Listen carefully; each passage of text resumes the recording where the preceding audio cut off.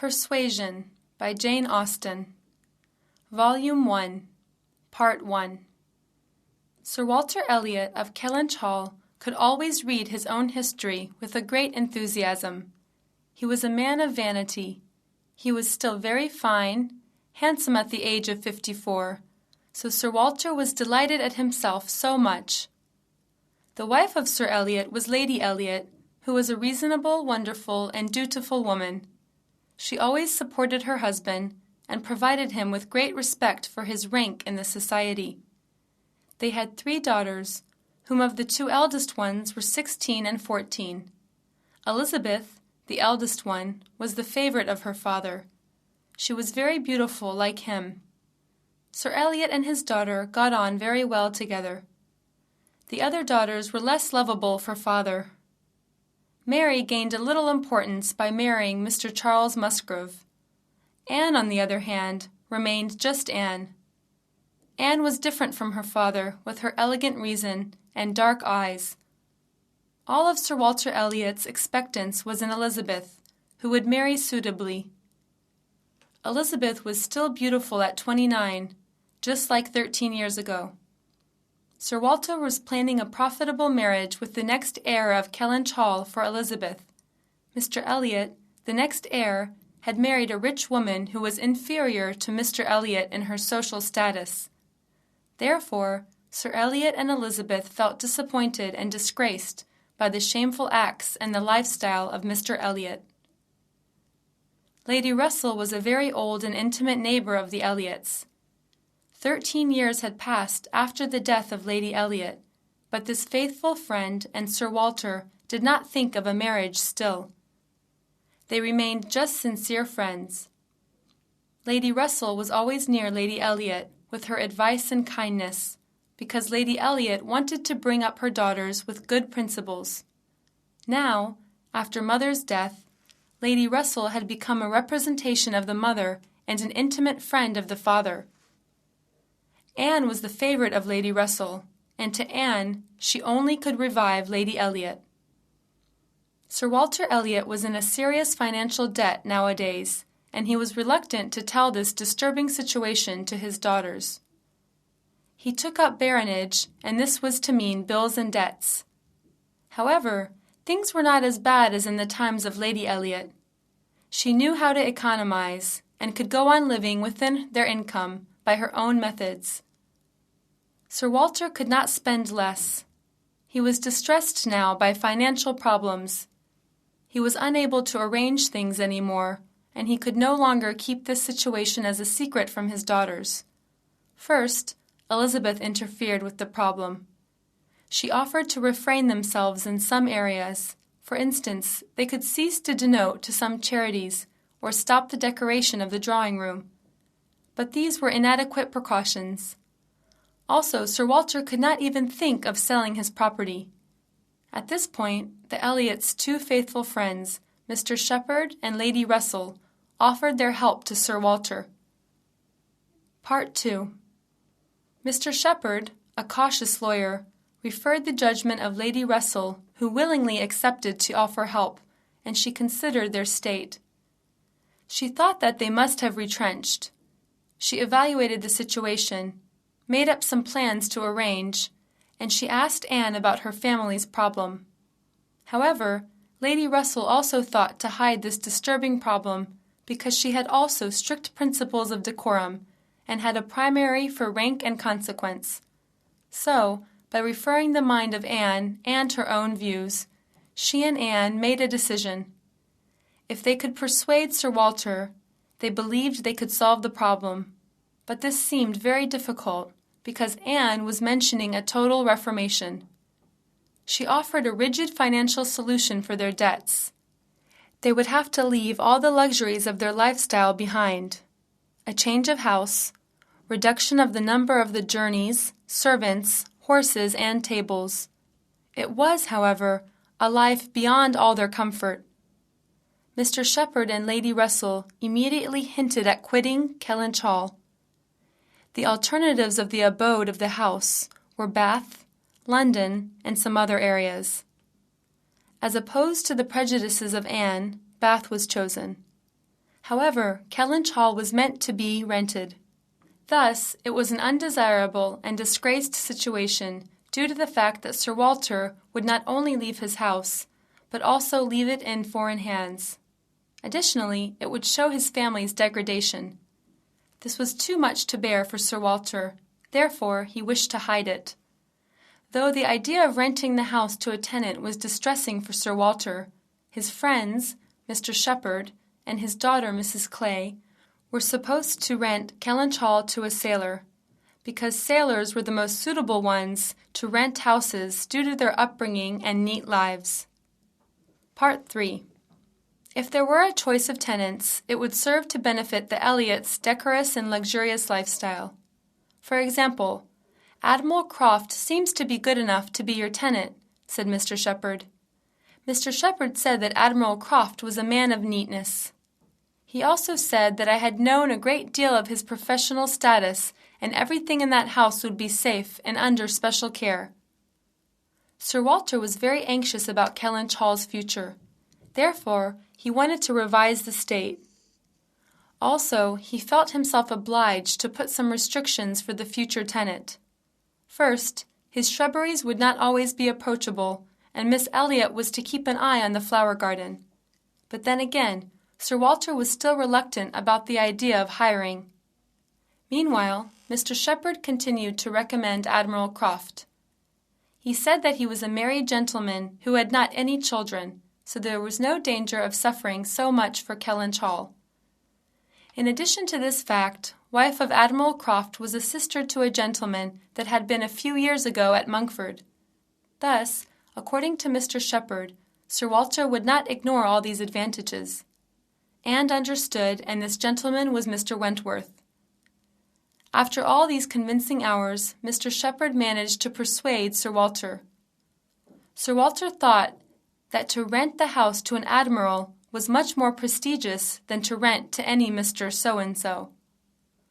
So Kellynch Hall was to be given to Admiral Croft. In other words, Admiral Croft would be the new tenant of Kellynch Hall. Part 4. Mr. Wentworth was the former curate of Monkford, and he had a brother, who was Captain Frederick Wentworth. When he came there, he was a fine young man, and Anne was a brilliant, beautiful girl. After their encounter and mutual acquaintance, they knew one another gradually. Consequently, they fell in love. But then again, this great happiness faded away soon. Sir Walter showed great amazement, and he considered this relationship as a degradation. Similarly, Lady Russell evaluated this affair as an unlucky one. Anne Elliot, with her beauty, lucky birth, rank, and pretty mind, thought that she would waste herself at 19 by engaging a man who had nothing to do with a prestigious rank. Frederick Wentworth had not wealth, a down-to-earth occupation. Even his connections did not guarantee a secure job. So she would only waste her youth. That was distressing Anne so much. It couldn't be. She could see no light in the future of this love affair. Therefore, any interference that came from her father or Lady Russell was not rejected by Anne herself. Frederick Wentworth had not been able to gain a fortune.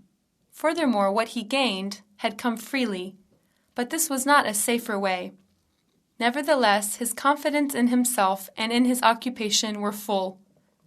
His self-assurance and his wit would lead him to Anne, and that was all he wanted. But Lady Russell did not think in the same way. She did not appreciate his temper, his so disobedient character. This was dangerous for Anne. Within such a reactionary and opposing view, Anne could not go on resisting. She could not struggle any more.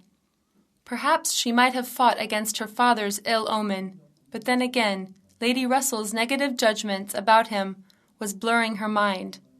She had always counted on Lady Russell's good conduct and advice. Could she have been speaking in vain? Therefore, Anne was made to believe that this love was wrong. As a consequence, she separated from Frederick. And she left him. With ailing thoughts, he felt that they had been forced to part, so he left the country without looking back again. Anne ended up her love affair, which lasted for a few months, and she endured great pain and regret. Within such suffering situation, Her youth and beauty faded away like her love. She now lost all her zeal and spirit. Neither change of place nor the society around herself lessened her suffering. He continued to live in her memories. More than 7 years had passed away, and now Anne, at 27, revised the past. She did put the blame on neither Lady Russell nor herself. She was very young and inexperienced. She was made to believe that any kind of future with him would be a disaster. Additionally, all the forces around her, Frederick's uncertain future, his being deprived of fortune, Lady Russell and father's ill wills, fears, and anxieties, prepared the separation of Anne and Frederick. Nevertheless, Frederick's expectations for the future had come true. He had caught up a prestigious occupation, and he should have obtained a fortune without a doubt. He had been distinguished in his society. Perhaps he had already married. Her over-anxieties made her distrust in a future with Frederick, but she felt that she could have been much more happy than her present situation if she had accepted Frederick. Now, the coming of the Crofts to Kellynch Hall as a candidate of tenant was making Anne Elliot feel so much excited. Part 5. At the day which the Crofts would come to see Kellynch Hall, Anne had gone to her daily walk, so she could not see them. The meeting of the two families was convinced perfectly on the grounds of business. Sir Walter was so glad of Admiral's manners. He was well behaved and sincere. Mr. Shepherd also mentioned the praises of Admiral about Sir Walter himself. So, Sir Elliot became much more delighted by his tenants. While the Elliots were preparing to dispose the house, Mary sought help of Anne, because, as usual, she was complaining about her children and her health. Thus, instead of Anne, Mrs. Clay went to Bath with Elizabeth and Sir Walter. Anne was not at ease, because Mrs. Clay had not perfect face, but she was young and clever, which was more dangerous than anything. So Anne found herself in some doubt about a possible match between her father and Mrs. Clay. While they were going to Bath, Anne set out for Uppercross, where Mary stayed. Mary was such a character that constantly complained about the boring monotony of parties, her husband's indifference, children. One day, Anne and Mary went to visit the Musgroves. Though each side was offending one another, they were able to keep their relationship. The Musgroves were living in great house, and they had 3 children, Charles, Mary's husband, Henrietta, and Louisa. The girls were pretty, fashionable ladies. Anne thought them as the merriest girls, but then again they were just enjoyable. She could not feel the superiority of mind on her side. The visit to the great house was fine, and Mary had invited them in return. Part 6. Anne saw that these exchange of visits were not producing any wonder. Male Musgroves were so much in their newspapers, horses, dogs, whereas females were dealing with music, housekeeping, dress, and dancing. This seemingly happy family had suffered so much in the past because the son of the Musgroves, poor Richard, had died away. This unfortunate young man, before the age of 20, had been sent away to sea, and he was ungovernable there. Hence, a sorrowful death had taken him away from the Musgroves. As opposed to Anne's expectation, the last 2 months in Uppercross were not a disaster. Mary was not as unfriendly as Elizabeth, and Anne got on well with her brother-in-law Charles and the other children. Even children respected her more than her own mother. Charles was an agreeable man and in good spirits, but opposed to Mary. It was obvious that Mary could not influence him with her sinking spirit. Anne always thought that Charles could have improved himself more than this if he had an understanding woman. As the days passed away, she was made much more dealt with the complaints of 2 families. She was expected to keep the knowledge that she gained from one side, and indirectly she was hoped to put the things to right. But Anne only listened and sympathized with their feelings. Nevertheless, these never-ending visits and conversations made Anne stay in good humor. Her pain and recollections about Kellynch Hall was not disturbing her as before. At last, the day in which the Crofts were coming to Kellynch Hall had come. They had settled down in Kellynch Hall. After that, mutual visits started between the Musgroves and the Crofts. In one of these visits, Mrs. Croft had mentioned about young Wentworth's recent marriage to Anne, but apparently she had forgotten the past of Anne and Frederick. Actually, young Wentworth was not Frederick, but Edward. Mrs. Croft was very easygoing, an open and fine woman. Anne had liked her because she was giving the sense of trust to one whom she spoke. Admiral, in one of his speeches to Mary, gave the news of a brother that would come soon. This brother turned out to be a friend of that dead Richard, Frederick Wentworth. Part 7. Captain Wentworth, brother of Mrs. Croft, had come to Kellynch Hall. The news had been spread to Great House. Mr. Musgrove invited him to his house, and he was accepted by Frederick Wentworth in a kind way. Mary and Charles Musgrove had also planned a meeting with Captain Wentworth, but unfortunately a sudden accident prevented seeing the captain. The child of Mary had fallen down and he was wounded from his wrist. Hence everything was spoiled. Meanwhile, everyone in the great house was so much delighted by being introduced to Frederick. He was found more handsome, finer, and a true gentleman. Two aunts of unlucky children immediately talked about the visit of Captain Wentworth. They said how they were glad of him, his manners, and they also gave the news that he was again invited to dine with them the following day. While all of this was happening, Anne was enjoying the fact that she was escaping from a possible meeting with Frederick. Charles wished not to delay the chance of being introduced to Captain any more, because his child was getting better. Therefore he decided to go to that dinner, but Mary opposed the idea. If the child was doing well, she would go with Charles as well. After Mary had gotten the sweet proposal of Anne, she began to prepare to go to Great House. Anne was kindly called on from Great House, but then again she was not able to be persuaded. It did not matter to her to see Captain Wentworth, whether he was making the others delighted. Nevertheless, she wondered about his reactions. What were his present feelings for her? Did he wish to see her? But if he had wished, he could have come to see her, himself. However, he had not forgotten the past. What she did to him was unforgettable. She also knew that fact. Mary and Charles had returned from the dinner with very positive thoughts. They found him very open, agreeable, and nice. Frederick was invited for breakfast, but he declined to accept that kind offer due to the sick child.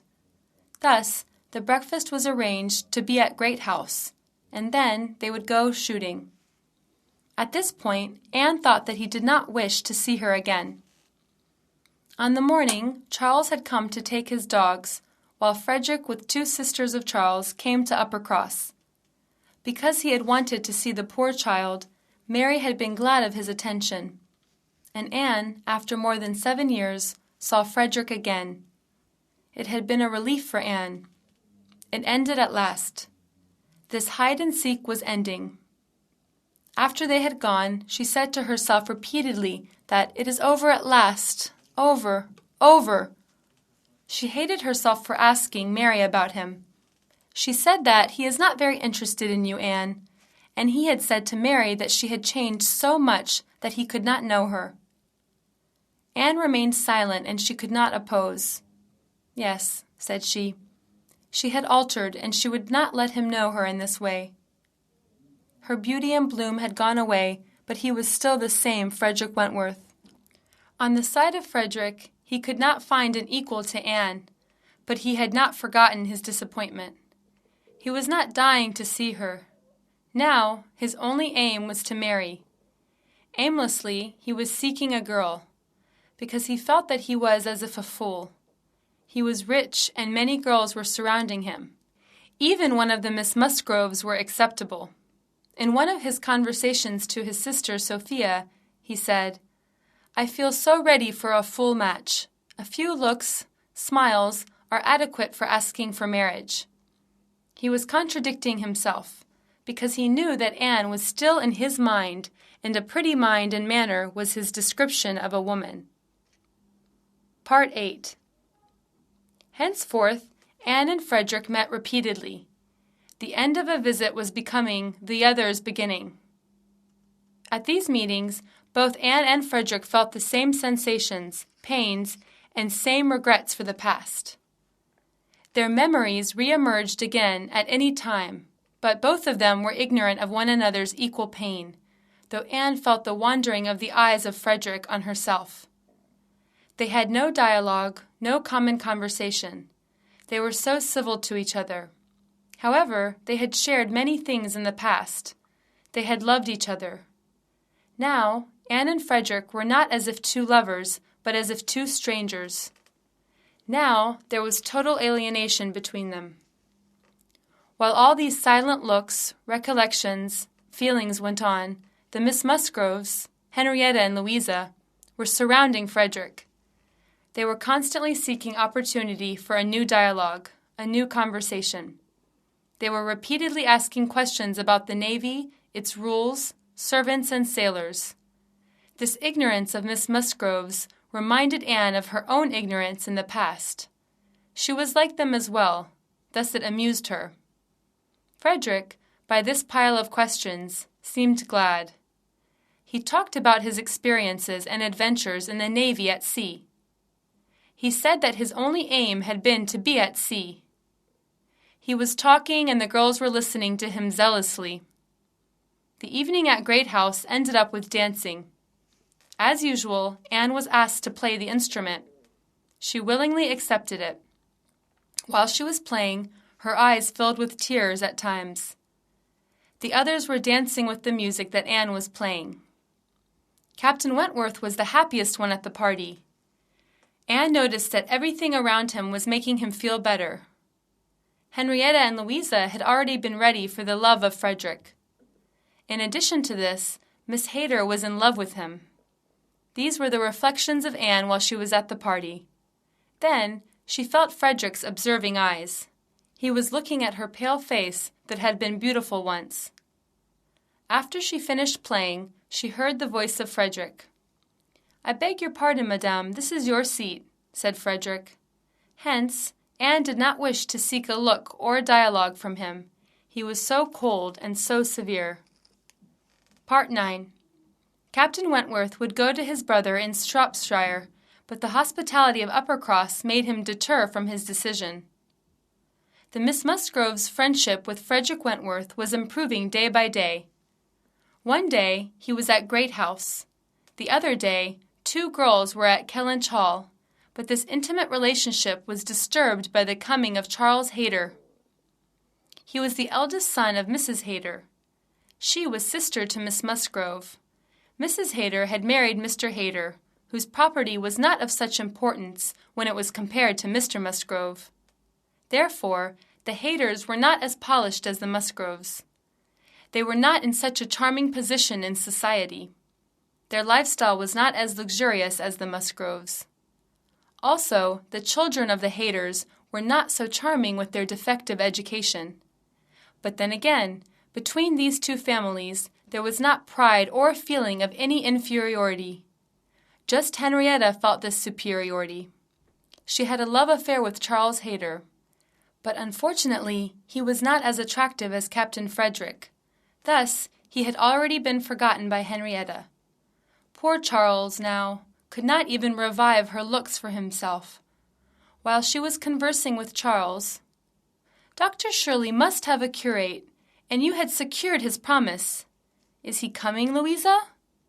Henrietta's thoughts were so much with Captain Wentworth now. With Charles Hayter's coming to Great House, the assumptions about the future of Henrietta had gained importance. Mary and Charles Musgrove both thought that Frederick might have been the most suitable husband for Henrietta, because he must have had a great deal of fortune, and he had a brilliant career. Poor Hayter's chance was seen very little as the future husband of Henrietta. Even Mary thought that she would throw away herself by marrying Charles.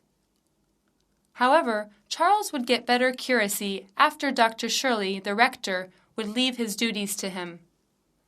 He had had a chance of rising, but the girls had already been fascinated by Captain Wentworth. One day, at the Musgroves' house, Anne found herself alone with Frederick. He had also been astonished at this situation. He could only ask about Miss Musgroves. After a while, Charles came in the room. Meanwhile, Anne was trying to calm down the little invalid Charles in the room. He wished to go away, but Anne was not able to govern him. At that point, Frederick's help saved Anne from this difficult situation. She was amazed but glad of his care. Part 10. Anne also had some observations about the two girls' rivalry for Frederick. Anne thought Louisa the favorite. However, she believed that he was not in love with either of them, because she had known Frederick very well. Anne also observed that Henrietta was in between. From time to time she had been divided between Frederick and Charles Hayter. It seemed that Charles had no more fought against Frederick. He seemed to have determined to pay his whole attention to another thing. He had buried himself in books. Mary believed that this was the sign of a certain rejection of Henrietta. However, Anne considered Charles Hayter very wise. One nice November morning, Miss Musgroves decided to take a long walk, so they ignored the possible wish of Mary for the walk. However, Mary felt excluded and she wished to go as well. Anne had understood from the looks of the girls that they were reluctant about Mary joining them. Thus, she tried to persuade Mary to decline, but Mary insisted on going. Therefore, Anne also decided to go with Mary in order to accompany her sister. She aimed at lessening the disturbing atmosphere. Mary cried, "I'm not a bad long walker. Why are they supposing like this?" At the moment they were to set out, the gentlemen came. Their sport had been spoilt by a young dog, so they had decided to join the ladies. Anne would have escaped from this long walk if she had known the gentlemen were accompanying them. Then the walk started by the directions of two Miss Musgroves. Henrietta, Louisa, Frederick, Charles, Mary and Anne began to go along. During the walk, Anne took pleasure in the landscape. She added some poetic quotations about the sweet parts of the scenery. The beauty of the view had influenced her excessively. Her mind was so much inspired by elegancy of nature. While she was fascinated by the scenes of autumn, she noticed that they had been in the path which was going to Winthrop. Winthrop was standing in front of them with its complete vagueness. Mary cried, "We can't go on, we should return." However, Charles had already been determined to go down and see their aunt who was near them. Henrietta, embarrassed, was also willing because she couldn't see Cousin Charles. So Charles and Henrietta went down to see their aunt and cousins. The rest waited for them on the hill. Louisa captured the captain to find a hedgerow. Mary found herself a comfortable place to wait. Anne, on the other hand, sat under the hedgerow. She was delighted by her place. At this moment, she heard the voices of Frederick and Louisa behind herself. They were talking, and Louisa's voice was audible. Mary is kind and friendly in her nature, but sometimes she can be excessively proud. The Elliot pride. We wished that Charles had married Anne. He had wanted to marry Anne. Frederick, a few minutes later, "You mean that she had refused him?" "Oh, yes." "When?" "Before he married Mary. We were at school. She refused him, but my parents considered it a result of Lady Russell's interference." In this conversation, Anne did not hear anything bad about her. She understood how she was considered by Frederick. His way of talking and his questions caused anxiety in Anne. Charles and Henrietta went back with Cousin Charles Hayter. Cousin Charles and Henrietta seemed very happy. They walked together just as Frederick and Louisa did. Anne had to join Charles and Mary, but due to Mary's moods, Charles left both of them. The group had arrived Gates Exit. There, they confronted with the Admiral's gig, which was going to the same direction with the group. A seat was kindly offered to one particularly tired lady, by the Crofts. The offer was declined in a kind way. The Miss Musgroves were not tired. Mary did not want it either. It was either the Elliot pride or that she had been offended. Then Captain Wentworth whispered something into the ears of his sister. Just after that, "Miss Elliot, I'm sure you are tired," said Mrs. Croft. "You must let us have pleasure of seeing you in our carriage." Anne remained speechless, but Admiral and Mrs. Croft's urgency and Frederick's leading to assist her persuaded Anne. He had assisted her. Yes, he had done it himself, willingly. Her tired appearance made him show his kindness to her. She saw that he was not able to let her endure, even though he had been angry with her. Yes, he had been wounded deeply. He had been ill-used. His pain did not subside, but it was his warm and kind heart. She was divided into feelings of pain and pleasure. She was confused emotionally. Anne was unaware of what they were talking about. She found out that the subject was Frederick himself. He intends to marry one of the two girls. He tries to make a decision. Both of them are nice and good-natured girls. Anne reached the cottage after that long and tiring walk at last. Part 11. The day when Lady Russell would come back was certain.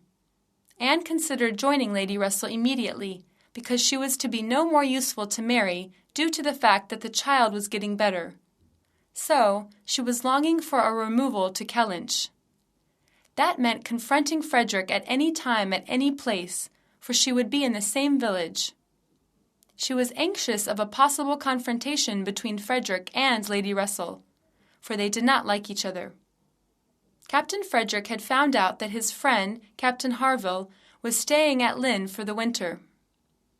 Because Captain Harville had sent a letter to Frederick, and they were ignorant of how they were close to one another. Captain Harville was not in a well health due to a serious wound that he had had 2 years ago. Therefore he decided to visit him in Lyme. After his journey, Captain Frederick returned with very nice reflections. His friend was very well, and his perception of Lyme was great as well. So this led the others to take a visit to Lyme, and all younger ones, Louisa, Henrietta, Charles, Mary, Frederick, and Anne, were eager to see Lyme.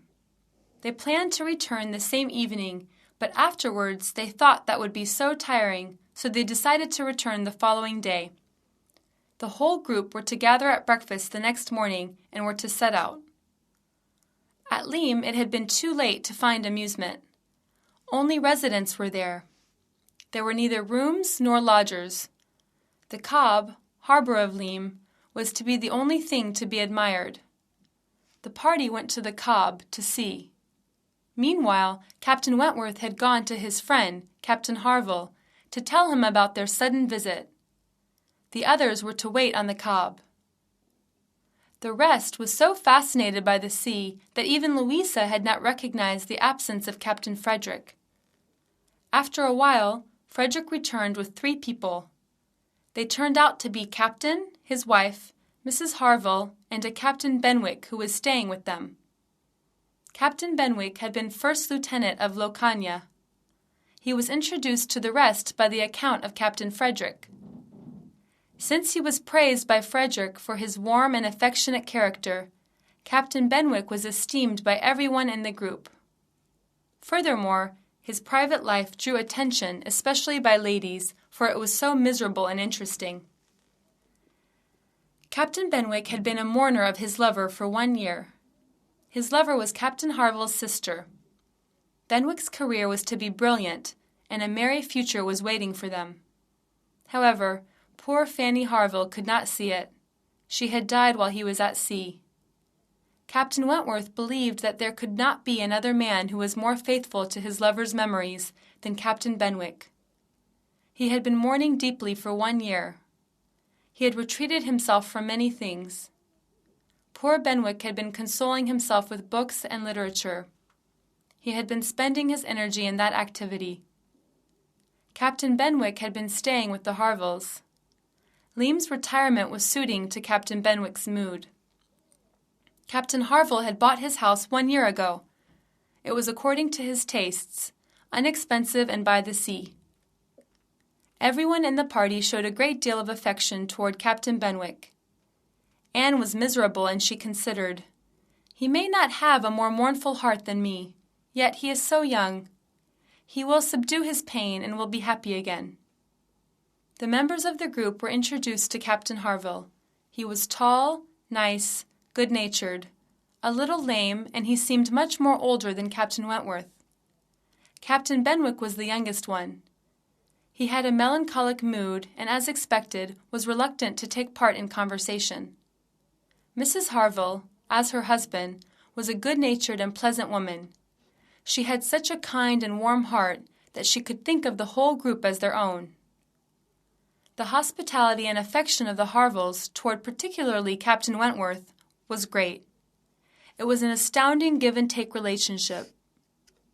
It was a great example of brotherhood between Navy officers. They would have been my friends, thought Anne.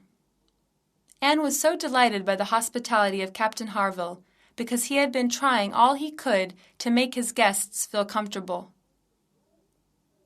Captain Harville had also supplied his house with a deal of shelves for Benwick's books, though he was not a reader. His lameness could not have prevented him from creativity and productivity. He could have managed to create a domestic air and a furnished house. He drew, he varnished, he carpentered, he glued, and he made toys. Anne, and especially Louisa, had been inspired by the perfect brotherhood among Navy soldiers. Louisa confirmed her judgment on the issue of sailors. They were perfect and more valuable to any kind of gentleman. The following day, Captain Harville promised a visit to them. He had come with Captain Benwick, who looked more agreeable to them than the day before. He had felt himself oppressed by the looks of some many strangers. But then again, his state of mind was not profitable to the merry groups. Captain Wentworth and Captain Harville drew away from the rest, and were buried into a nostalgic conversation. Captain Benwick fell to Anne's lot, and she started a dialogue with him. His shy appearance led Anne to initiate the dialogue. He looked to retreat himself, but Anne's mild and delicate nature influenced him. They discovered a common taste of reading. There was not a useful discussion among the group, so Anne tended to benefit from this opportunity. Then they talked of poetry particularly. The Lady of the Lake and the Bride of Abydos were the works of art that they discussed. It was as if they were letting what had been suppressed for a long time. It had been a nice talk. Through Benwick's facial expressions, it was obvious that he was amused by the conversation. Thus Anne continued to converse. Captain Benwick paid all of his attention, while Anne was speaking. At the end of the evening, Anne felt delighted at the idea of consoling a young man whom she had never known before. Part 12. Anne and Henrietta both had come earlier than anyone else the next morning, so they decided to spend their time by the sea before breakfast time would come. They were inspired by the sea and celebrated tide and sands. Then Henrietta burst out, "Dr. Shirley has thought best by coming to Lyme for his illness. Sea air always comes good. I think he'd better live here entirely. Anne, isn't it right? Even they have acquaintances here. They would be very merry in their late days." Henrietta thought about what Dr. Shirley did as his meticulousness. He was suffering. At the same time, he was sacrificing his health for his duties, which would be managed by someone else. She considered that Lady Russell would influence him in his decision. It was a pity that Dr. Shirley had not been introduced to Lady Russell. This speech was very enjoyable for Anne. They declined to converse when they saw Louisa and Frederick. They had come early, too. They had started to walk. Louisa had remembered something, so she had to go to a shop. So the others were to wait for her. Then a gentleman paused to give way to the ladies. At this time, Anne caught his gaze, and she couldn't remain calm. He had gazed at her admiringly. Anne's beauty had been refreshed by this gaze. Frederick felt that the gentleman was struck with her. After Louisa finished her business, they went to the inn. While Anne was passing through the dining room from her chamber, she met this gentleman again. She felt that she knew his face. The group had gathered to have their breakfast. After a while, the sound of a carriage was heard. With wondering eyes, Mr. Musgrove went to the window. "Ah, this is the man we met," said Frederick. Then it was asked to the servant who that man was. It had been acknowledged that that was Mr. Elliot. "Oh," cried Mary, "that must be our cousin. What a pity we lost the chance. We could have been introduced to him. My father's next heir. He was in the same place as us. I could have been aware of him at that moment. Oh, Anne, will you write to our father? He should hear this." Anne was glad that their heir was a true gentleman. Her second meeting with him would remain a secret to her because she did not want to make Mary much more jealous. They had not yet finished their breakfast when Captain Harville, his wife, and Captain Benwick came. They were to give their last walk of leave to the group. Anne found Captain Benwick near herself. They talked about Mr. Scott and Lord Byron. Then, instead of him, Captain Harville came near her. "Miss Elliot, it is very good of you to talk to poor Benwick a lot. He needs it many times. It is bad for him to confine to himself." "No, he is just a mourner. Last summer I understood." Yes, Captain Benwick had learnt from that good man, by pointing Captain Wentworth. Nobody else could have saved him but Frederick. The group went on walking. Captain Benwick was again near Anne. They were again in the paths of Lord Byron's poetry. She talked to him gladly. There was a great deal of wind on the highs of the Cobb, so the ladies decided to go down. All of the ladies quietly and carefully got down except Louisa. She had been returning again to be got down by Frederick. At this point she could not escape from a fall. She fell down. There seemed neither blood nor wound, but her eyes were closed, so everyone was shocked. "She's dead! She's dead!" were the screams of Mary. "A doctor!" said Anne. Captain Wentworth had been very terrified, and he turned pale. He held her in his arms. He did not know what to do.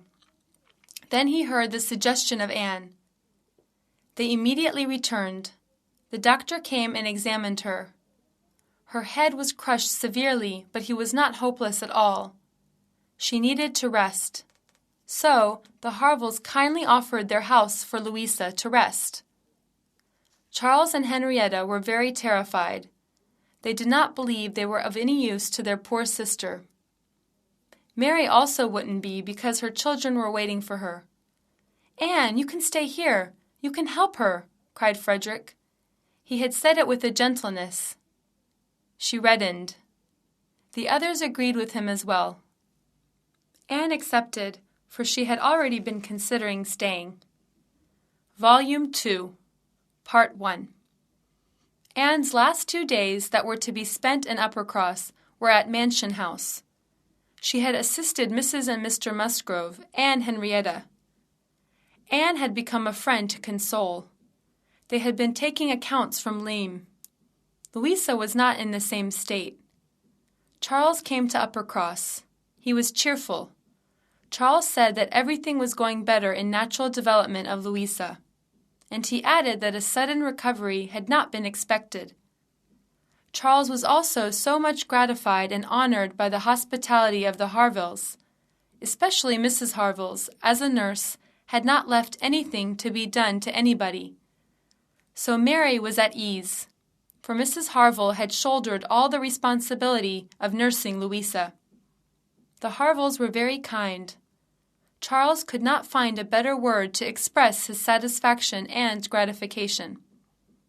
Charles was to return the same afternoon, so his father intended to go with him to Lyme, but the ladies did not allow it, because this would only cause trouble for both Mr. Musgrove and for them. Additionally, they thought that would make Mr. Musgrove even sadder than his present state. The next morning, Charles Hayter brought his account, so the rest of the family was relaxed. He had done his own business and gave the news about Louisa. Unfortunately, Anne had to leave them the following day, which saddened the others. What would they do without her? They were consoling one another. The rest of them talked to Anne so much in this way that she had to offer them something. She suggested they go to Lyme together. Anne had not spent much time persuading them. They decided to go to Lyme. They fixed an inn there to stay, and they would stay till Louisa could be moved. They thought that they might disturb the Harvilles, where Louisa was. By staying at an inn, they would lessen the trouble that the Harvilles had, at least. They planned to save Mrs. Harville from the care of her own children. Finally, they had made a decision, and Anne was satisfied at what she had done. After the recovery of Louisa, everything would be restored. All this saddened air would be gone away. The rooms of Uppercross would be filled with amusement again. On a dark November day, the sound of Lady Russell's carriage was heard by Anne, who was reluctant to leave the cottage or the mansion house. She could not leave there without a sorry heart. She remembered the scenes that were valuable to her. They were full of the sensations of pain that were softened now, and they were full of sweet recollections, friendship, and hospitality. They were so dear to her. She had to leave all of them beside her. Anne had never been in Kellynch since she quit Lady Russell's house in September. It had not been necessary to visit. She could have escaped from any possible occasion to go to Kellynch Hall. Lady Russell found Anne in such great refinement. Her beauty had been refined. It was sprung from either Anne's manners, looks, or Lady Russell's seeing her in this way. But Lady Russell had been confused, and she had known who was coming to Uppercross frequently. In their conversation, it was obvious that Anne's mind was dealing with different things. She was no more considering the thought of leaving Kellynch. The degradation, her being compelled to stay with the Musgroves, was no more important for her. She even little cared of her sister, father, and Bath, while Lady Russell was mentioning Camden Place, their new house, and their satisfaction of the new society and the house. Anne was not able to think of Lyme, Louisa and all the people that were around her. The Harvilles, Captain Benwick, and the others were much more interesting than her father, and Camden Place or her sister's intimacy with Mrs. Clay. As soon as Lady Russell came, she was welcomed with a pile of accounts, occasions. They talked about the accident of Louisa, Captain Wentworth, and the intimacy between Captain Wentworth and Louisa. It was not easy to talk about Frederick for Anne. She could not look at Lady Russell's face directly. As they talked much more, the disturbance of Anne lessened. She could now utter his name. Lady Russell wished happiness to Louisa, but then again she felt innerly contempt and anger for Frederick, because he had been in love with Anne and he had seen Anne's beauty, but he was now charmed by Louisa. A few days passed, and not even an account came from Lyme. At the end, Lady Russell cried, "I must visit the Crofts and Anne. Do you want to come with me?" Anne did not, and said, "Lady Russell, you also suffered so much, but you don't seem to be able to reconcile with the changes here. But I am reconciled." Anne thought more than this. To her, the Crofts were unquestionably better and perfect. Her father was very lucky to have such tenants. She was not able to think that Kellynch Hall was in better hands than themselves. Mrs. Crofts always showed her kindness and hospitality. She was treated with special attention that gave Anne the feeling of pleasure. The situation of Louisa was the dominant thing in their conversation with the Crofts. Two ladies understood that Captain Wentworth had come to Kellynch Hall, stayed a few hours, and then went back to Lyme again. He had asked about Anne.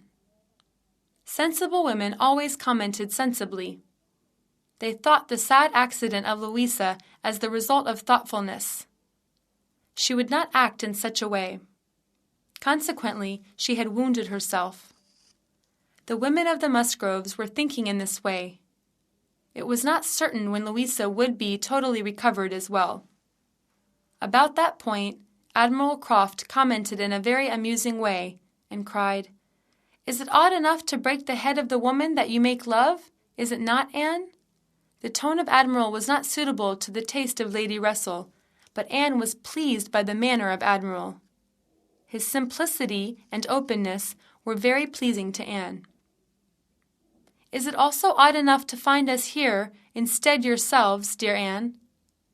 "If you wish, you can walk the rooms any time," said Admiral Croft, and Anne answered, "Another time, sir, thank you." But Admiral Croft went on talking about the house. "We had made a few changes in the hall. I had sent away some mirrors from my dressing-room. That must be your father's. Such a number of mirrors! Your father must be fond of the appearance, my dear." Lady Russell and Mrs. Croft liked each other. However, this visit was not marking the other possible visits between the Crofts and Lady Russell, because the Crofts were planning to go to visit their friends in the north. In that period, Lady Russell would go to Bath. So Anne breathed easily at last. There had been no forces to lead Anne to a possible meeting with Captain Frederick. She was safe, so she smiled. Part 2. Charles and Mary returned from Lyme when Louisa could sit up, but her head was weak still, and she was extremely vulnerable. But then again, she was getting well. The Musgroves, parents of Louisa, had doubts about bringing Louisa to the cottage for the Christmas holiday. They had all been in the lodgings. Mrs. Musgrove had shouldered the care of Mrs. Harville's children in order to lessen the inconvenience. And in return for that, Mrs. Harville had been inviting them to dinner every day. Mary was again hysterical, but then again, she generally enjoyed Lyme. Charles Hayter had been there frequently. There had been walks between the distance of their lodgings and the Harvilles. She had gotten books on the shelves and changed them so often. She had gone to Shermouth, too. She had taken baths there, and she had been in church at Lyme, then Uppercross. Anne had asked about Captain Benwick. Mary did not like it, whereas Charles had begun to laugh. "Oh, Captain Benwick is well, but he is a little bit of a strange young man," said Mary. "We had invited him to our house. Charles and he would go shooting. He had seemed glad of that idea, but on the next morning he gave excuses and he said that he had never shot. He had been promising this and that, but then again he would deter from this and that. It was very awkward of him. I am sure that we have a very colorful life for this gloomy man," Mary continued. "But Mary, he had understood that if he had come with us, he would find you so close. Also, after he had learnt that Lady Russell lived 3 miles off, his heart had been sunken. You know, Mary, that it is." Anne did not have ill wills for Captain Benwick. Therefore, she went on her inquiries about him. "Oh," cried Charles, "he has been talking of you." But Mary interrupted him. "I have never heard of him talk of Anne. Anne, you must believe me, he never talks of you at all." "Oh, no," answered Charles. "I did not notice a thing like that. It is clear that he adores you so much. He is dealing with some books that you have recommended him. He is ready for talking about them. And, Mary, you were not with us at that moment. Captain Benwick mentioned about Anne with the words, beauty, elegance, cute, sweetness. Are these words sincerely uttered? If we think Miss Harville died last June, I cannot believe the sincerity of such a heart. Don't you agree with me, Lady Russell?" retorted Mary.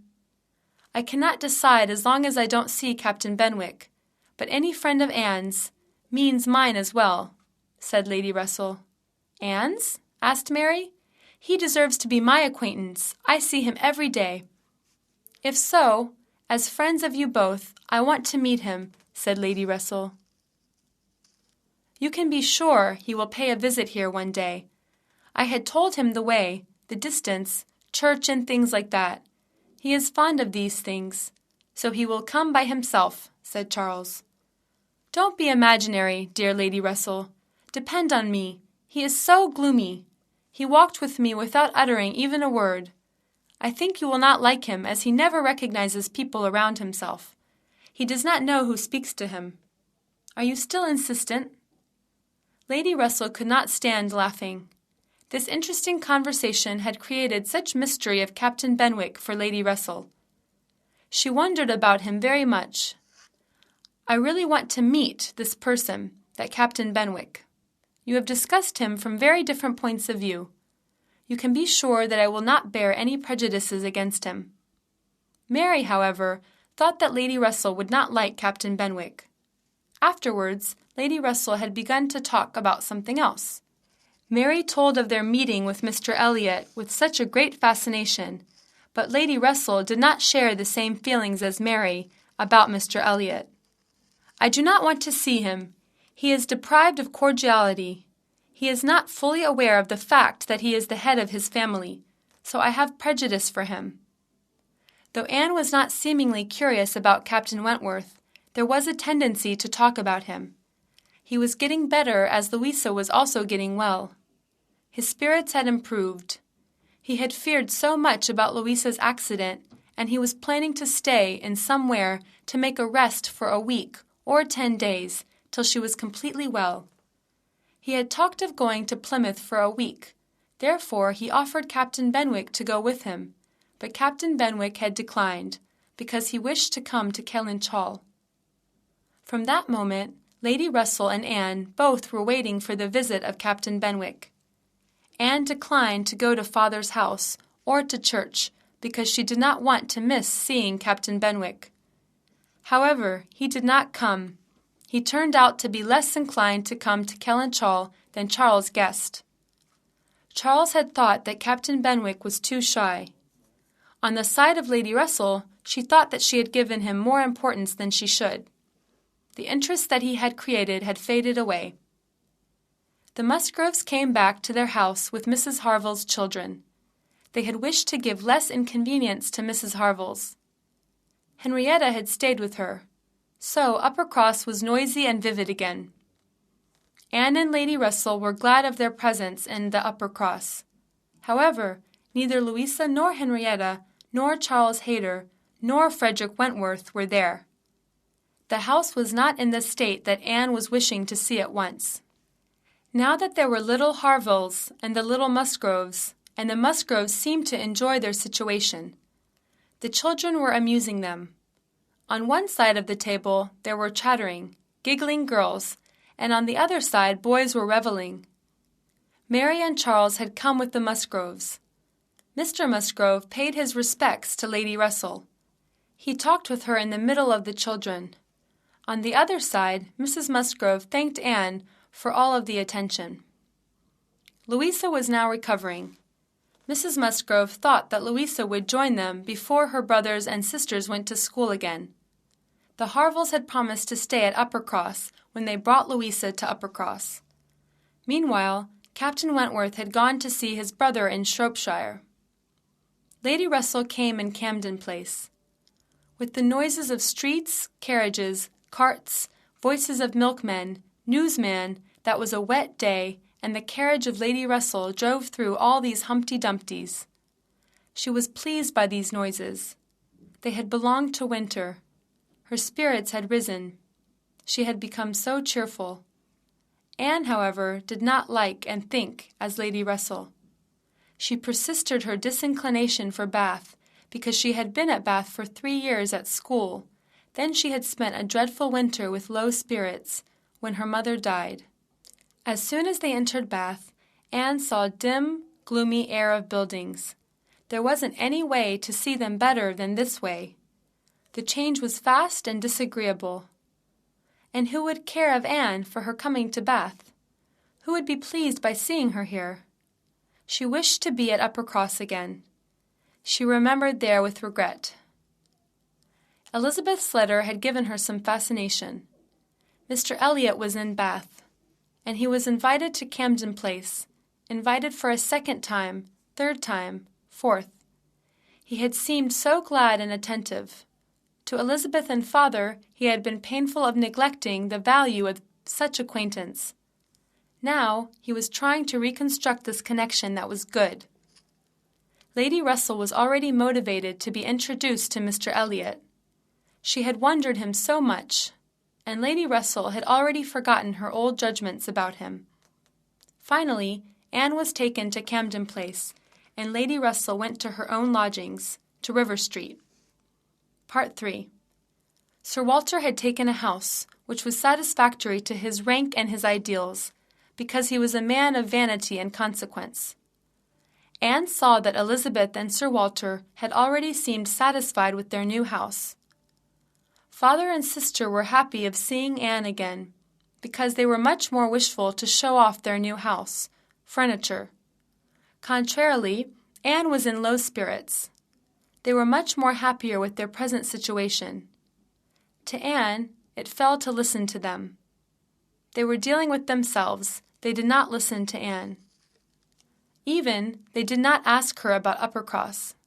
Or Kellynch Hall didn't draw their attention any more. Everything was about Bath. There was no doubt for Bath. They had confirmed themselves. The house was the best one in Camden Place. The taste of furniture, their drawing rooms, the style of the house were the superior one there. They were wished to be visited or acquainted by everybody. At least, many people had left their cards. It was very obvious that father and sister wouldn't have been happier than this. What happiness! While Elizabeth was showing the rooms, Anne saw her zeal and gratification. Their old feelings of degradation had gone away. However, this new house was not the only reason of their happiness. They had Mr. Elliot, too. There were many things that Anne had to hear of Mr. Elliot. He was both pardoned and also was pleased by the Elliots. He had been in Bath for a fortnight. The former understanding and relation among them were reconstructed again. No one condemned him any more. There was just neglect all in him. So he had been misunderstood by them. He had never aimed at throwing himself away. When the family honors and the carelessness of family bonds were hinted by Sir Elliot, Mr. Elliot had been very angry and surprised. Mr. Elliot had said that he had always been very proud of being an Elliot, but the adaptation to these strict rules was very difficult. There was no problem. They were assured by him. His character and manners had recanted the old judgments about him. They had seen his pain and sorrow on this issue. Father and sister also saw how hard he tried to reconcile the Elliots, so the Elliots forgot the past. As for the marriage, it was not only related to himself, but also to his friend, Colonel Wallis. He had known Mr. Elliot for a long time, and his wife was also an acquaintance of Colonel Wallis. They told Anne that she did not belong to an important family, but Sir Walter added that she had been very fine, well educated, and a rich woman. So, as Mr. Elliot said, his issue of marriage was a great deal of expectation on the side of the Elliots. Mr. Elliot had come to their house, dined with them repeatedly, and seemed to like the reconciliation and the delight of being accepted again by the Elliots. To Anne, all this seemingly fine situation of Mr. Elliot was interesting. Why did he come and repair their old resentment? He had nothing to benefit from them financially, because he was already the heir of Kellynch Hall. The only rational explanation could be related to Elizabeth. He might have wished to pay attention to Elizabeth. She was beautiful, and she had agreeable manners. Elizabeth was not inclined to believe this way. On the contrary, Mrs. Clay had been supporting the idea of Mr. Elliot's interest for Elizabeth. Anne mentioned the gazes of Mr. Elliot at Lyme. However, she was not cared by father and sister. They did not even listen to her description of Mr. Elliot. As opposed to Anne, they were describing him by themselves. Particularly Sir Walter was appraising Mr. Elliot very much. Sir Walter had seemed to forget his past, and he had no more bore a fear for being seen with Mr. Elliot. Now, Sir Walter and Elizabeth were frequently talking about Mr. Elliot and his acquaintances. Colonel Wallis and his wife, Mrs. Wallis. She was said to be very pretty, a beautiful woman. Sir Walter was charmed by her name, and he wished to see her because he couldn't see any beautiful faces in Bath. All women that he met in Bath were so plain. The streets were full of plain-faced women. Anne had listened to all these beauty accounts from his father. Then Sir Walter inquired Mary. "Last time I saw her she was not looking very well," said Sir Walter. At this moment a sudden knock was heard at the door. At this time of the evening? It was 10 o'clock. "Is it Mr. Elliot? Who could be at this hour?" Mr. Elliot had come. Anne felt that this man was the same one with the man in the inn at Lyme. He was the same one without any difference. Anne drew back herself, while others were listening to the apologies for coming at this hour of the evening. He had come because he had wondered whether Elizabeth and her friend had a cold. Sir Walter introduced his youngest daughter to Mr. Elliot by using this opportunity. Anne blushed and smiled. She was the same beautiful woman that Mr. Elliot had seen at Lyme. He was amused by this nice surprise. He had almost forgotten her, but he still looked at her with the same widening eyes. He had admired her. He bowed to her with the hints of their last meeting. He appeared such a good-looking and well-mannered man. He was nice and agreeable. There was only one man that was coming to Anne's mind. She could compare Frederick only to Mr. Elliot. Though they were not the same man, they were well in excellence. They began a deep conversation in which Anne understood that he was very rational. The conversation was enough to see that point. His manners, intonation, choice of topics confirmed that he was very rational. Anne could see that an observing and sensible mind was speaking to them. He had mentioned Lyme, the sweet meeting with her and her party, but he was sad that he had lost the chance of paying his respects to her at Lyme. Anne told him why her party and she had come to Lyme. Mr. Elliot went on his thoughts about Lyme. He had regretted not to be at that party. Even from his own chamber he could have heard the growing mirth, talks, voices. He had wished to inquire the name of the party, but he could not have acted like a curious man, because he was a gentleman, who was bred up by the social conventions. He sat till the clock had struck 11, and he left their house. Anne had spent such a busy day, full of surprise. Part 4. Anne had been pleased by the fact that her father was not in love with Mrs. Clay. Even the news of a possible love affair between her sister and Mr. Elliot wouldn't be a pleasing one. In one of the conversations, Sir Walter had noticed Anne's improving appearance. He asked what she used. Anne said that it was just a kind of lotion. But Sir Walter continued to claim that it could not be merely the work of a lotion. Sir Walter said that Anne bettered herself. "I have recommended that lotion to Mrs. Clay. She has been using it, and you see how her freckles have disappeared," said Sir Walter. In Camden Place, Lady Russell was not so relaxed or pleased when she thought about the presence of Mrs. Clay. She tried to see the point of a possible affair between Mrs. Clay and Sir Walter. Her conduct and mind had already interfered with the situation. As for Mr. Elliot, Lady Russell began to be less disposed of others. As she knew him more, her wonder was increasing. She had begun to inquire about him closely. She was so curious about his change. In other words, her old image of Mr. Elliot was not vexing her any more, because anything with him was so composed, well, and agreeable. He was a gentleman. He had values of family honors and principles, correct opinions of life and world. He was sincere, warm-hearted, estimable man. To Lady Russell he had been leading an all-right life. He had been caring about public opinion and decorum. Lady Russell had understood that he could not have been happy in his first marriage. Colonel Wallace also confirmed her idea. She had been satisfied with Mr. Elliot, and her vexation about Mrs. Clay was lessened by the fancy of Mr. Elliot. After some years had passed, Anne would see that she and her friend, Lady Russell, could think in different ways. It was not surprising for Anne. so Lady Russell did not consider anything suspicious about Mr. Elliot. She was not even suspicious about his wish for reconciliation. To Lady Russell, it was a very mature and natural behavior of Mr. Elliot. The things that he had done in the past were an outcome of his heyday. She saw the truth. However, when she saw the smiles of Anne and her glances to her, Lady Russell said, "Time will show you the reality, dear Anne." That was right. Time would explain everything about Mr. Elliot. Anne was sure that time would give the clues about him and his real objectives. Anne did not intend to have an idea about Mr. Elliot at present.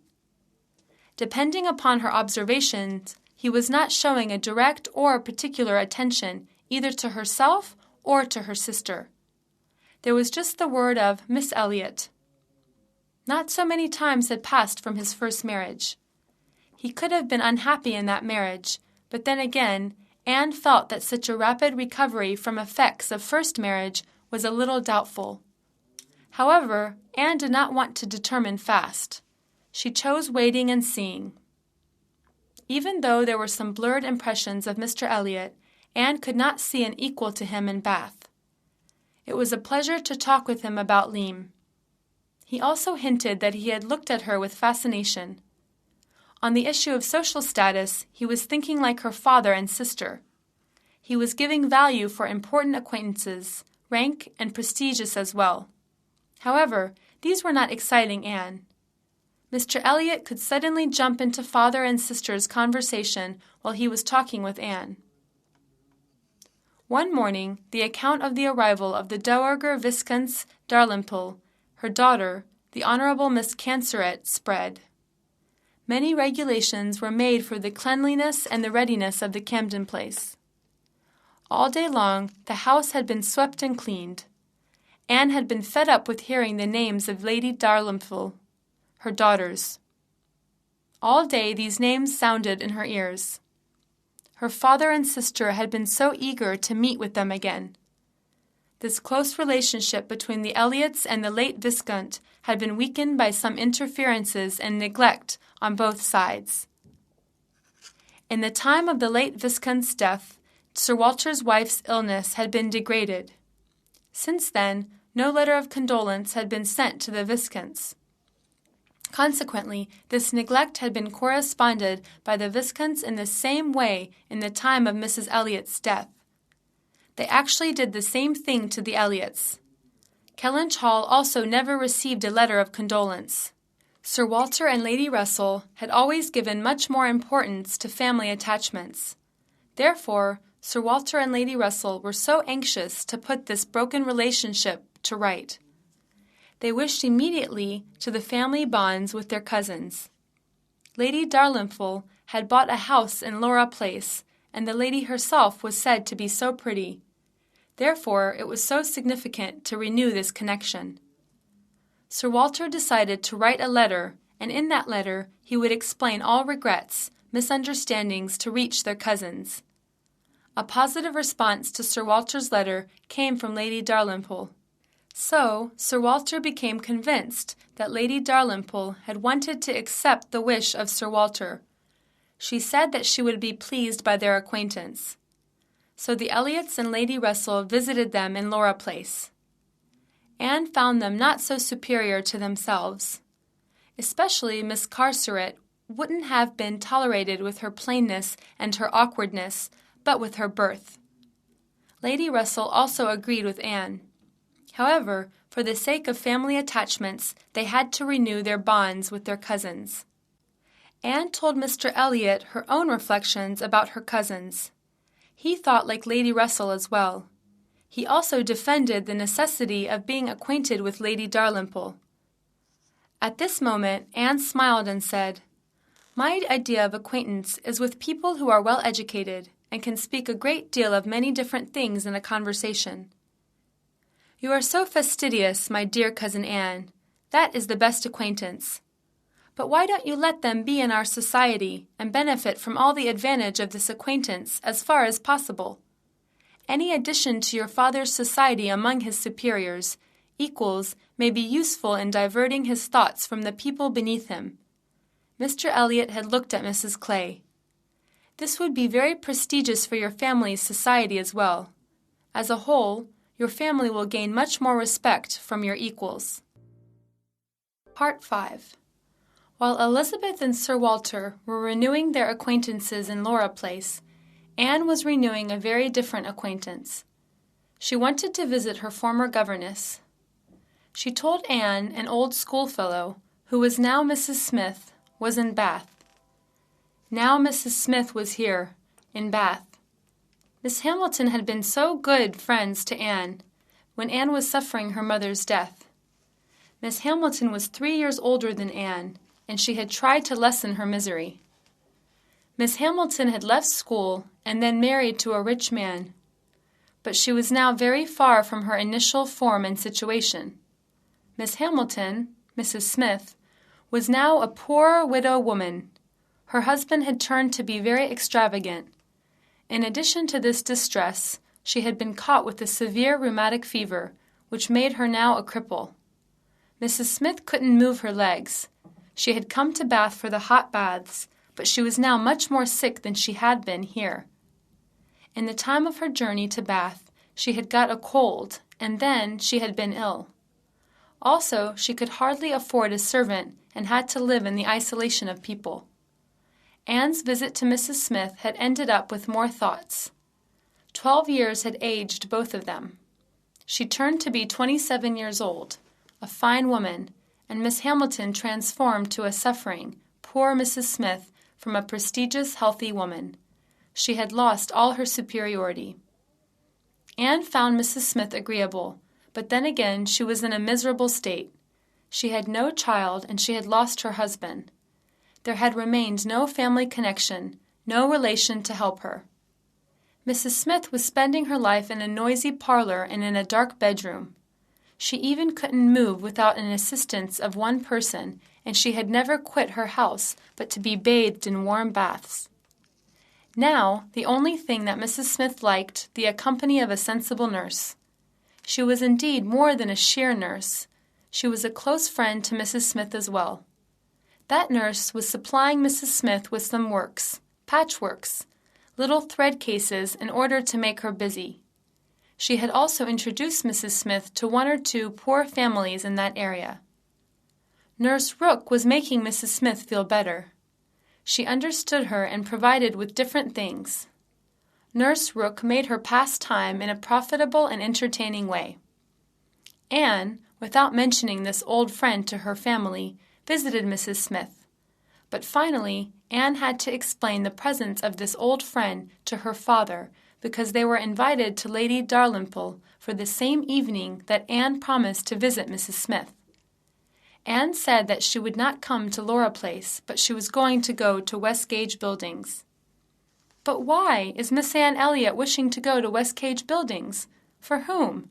asked Sir Walter. "A Mrs. Smith, a widow, poor and sickly." And he continued to talk. "Anne, you have a very awkward sense of taste. That other people, low company, paltry rooms, foul air, disgusting associations are inviting you.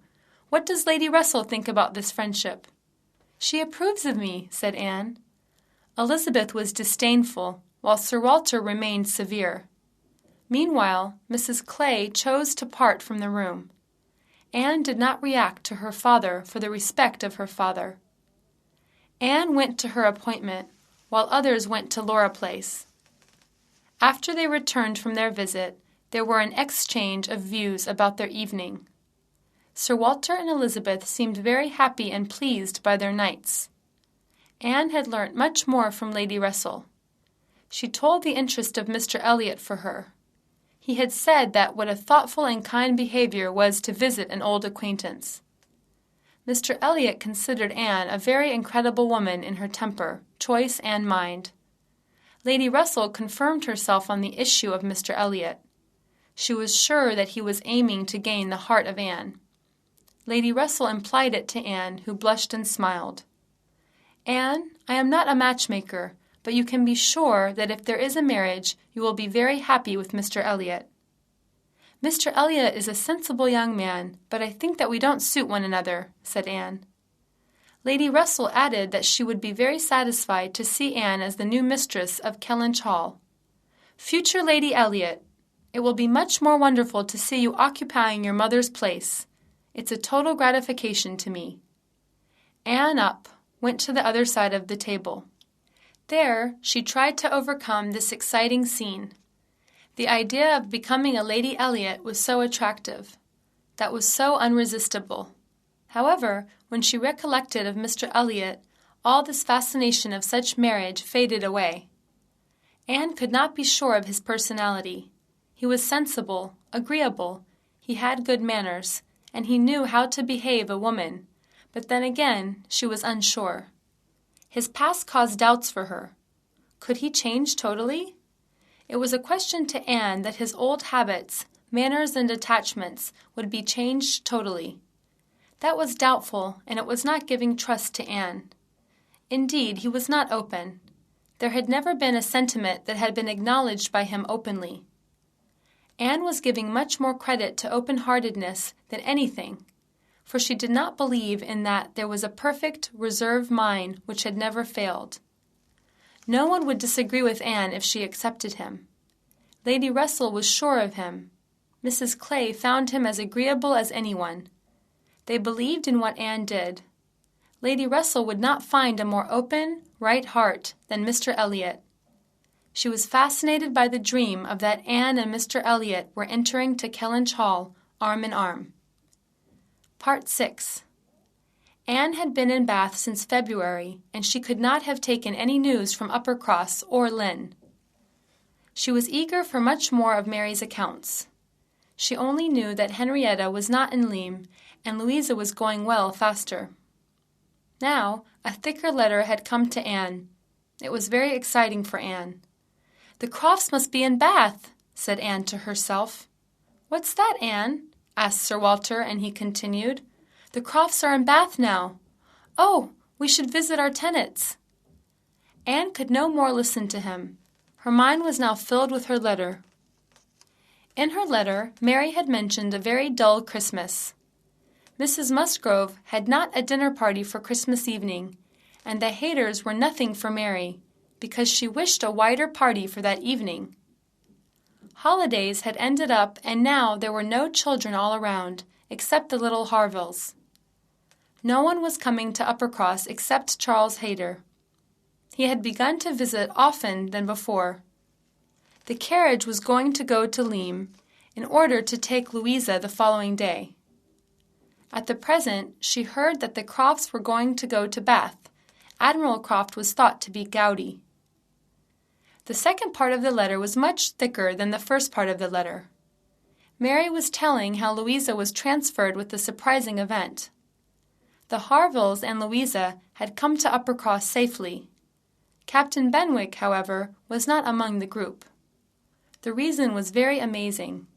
He had been in love with Louisa and had decided not to come to Uppercross till he took a response from Mr. Musgrove. Mary seemed very astonished in her letter. She mentioned that she had never received such a hint between Louisa and Captain Benwick, but then again Mary told that they were pleased now, though Captain Benwick was not an equal to Captain Wentworth.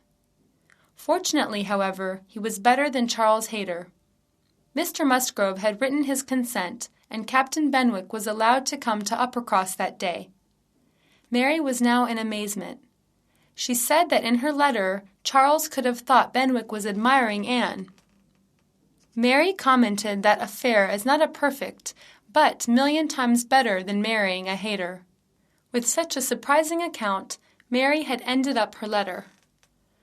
Anne was very astonished at this shocking news. It was too sudden and too queer to believe. While Anne's mind was engrossed with these thoughts, Sir Walter was only curious about whether the Crofts traveled with a carriage of 4 horses and in what kind of place they would stay. "What brings the Crofts to Bath, Anne?" asked Sir Walter. "Admiral is said to be gouty." "Oh, poor gentleman! Elizabeth, should we introduce them to our cousins?" "We should be careful in introducing them to Lady Dalrymple." "Maybe we should not. They might not approve of the Crofts." "Let them find their own levels," responded Elizabeth.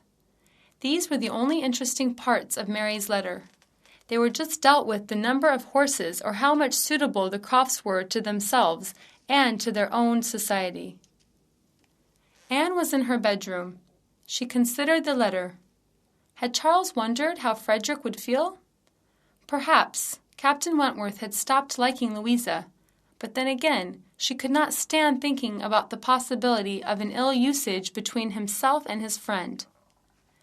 Anne could not even endure the idea of a betrayal, or any kind of ill usage. Captain Benwick and Louisa Musgrove. Merry, talkative Louisa Musgrove, and melancholic, constantly reading, thinking Captain Benwick. Everything about these two seemed to contradict one another. Different minds and ways of thinking. How did they feel affection? How did they fall in love? The answer, however, was very open. Their situation had created such opportunity. They were together several weeks, and they were seeing one another. Additionally, Henrietta's leaving there made them accompany each other more often. Anne could see that they would be happy. That was actually very normal.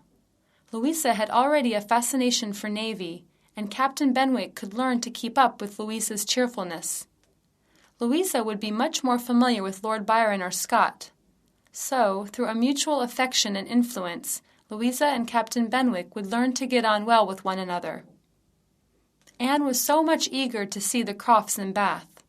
At last, Anne saw them in the street, and she understood that the latest news about Louisa and Captain Benwick did not reach the Crofts. A few days after that first meeting, Anne saw Admiral Croft walking in the street. So she went near him, and they started to walk together. While they were going along, Admiral Croft said that he would say something to Anne. After a while, Anne's wonder was satisfied by the words of the Admiral. He said what Anne was expecting to hear. He had learnt the affair between Louisa and Captain Benwick. Captain Benwick is a good, pleasing young man. There can't be found any folly in his personality. Mrs. Croft and I learnt from Frederick's letter, said the Admiral. Anne added hastily, "If so, it is clear that you are not anxious for him, and you did not find anything uneasy in the letter. I hope he has not bore the ideas of an ill usage or a spirit of betrayal." "No, not at all. Frederick is not a man of complaint. He just wonders how this happened, but then again he thinks that they will be very happy." Anne was not totally satisfied with the answer of the Admiral. It was useless to go on this conversation. Finally, the Admiral said that Frederick should start from the beginning again. "There are pretty girls in Bath. I think we should invite him here for a better try," said the Admiral. Part 7. While Admiral was considering to invite Frederick to Bath, Captain Wentworth had already been in Bath. When Anne walked out the next time, she saw Captain Frederick.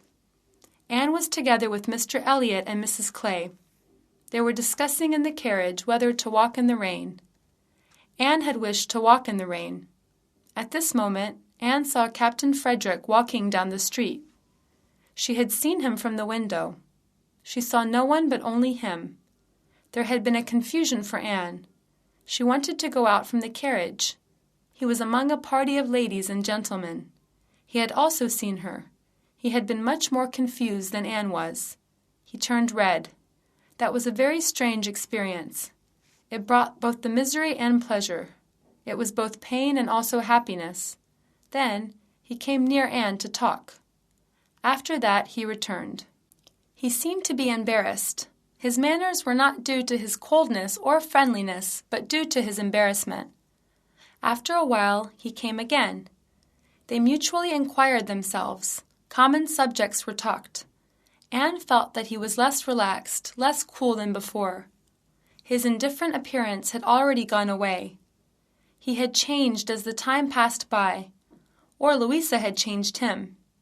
He had talked about Uppercross, the Musgroves, Louisa, but then again, Captain Wentworth was not at ease. Lady Dalrymple's carriage was drawing, and the servant announced it. It was raining again, and Lady Dalrymple was calling to convey Miss Elliot. However, Anne said that she would prefer walking, and the carriage would not accommodate so many. She had kindly tried to return the offer of Lady Dalrymple. Frederick, after a pause, offered his umbrella to her, but Anne declined to accept it kindly. Then she added that she was waiting for Mr. Elliot.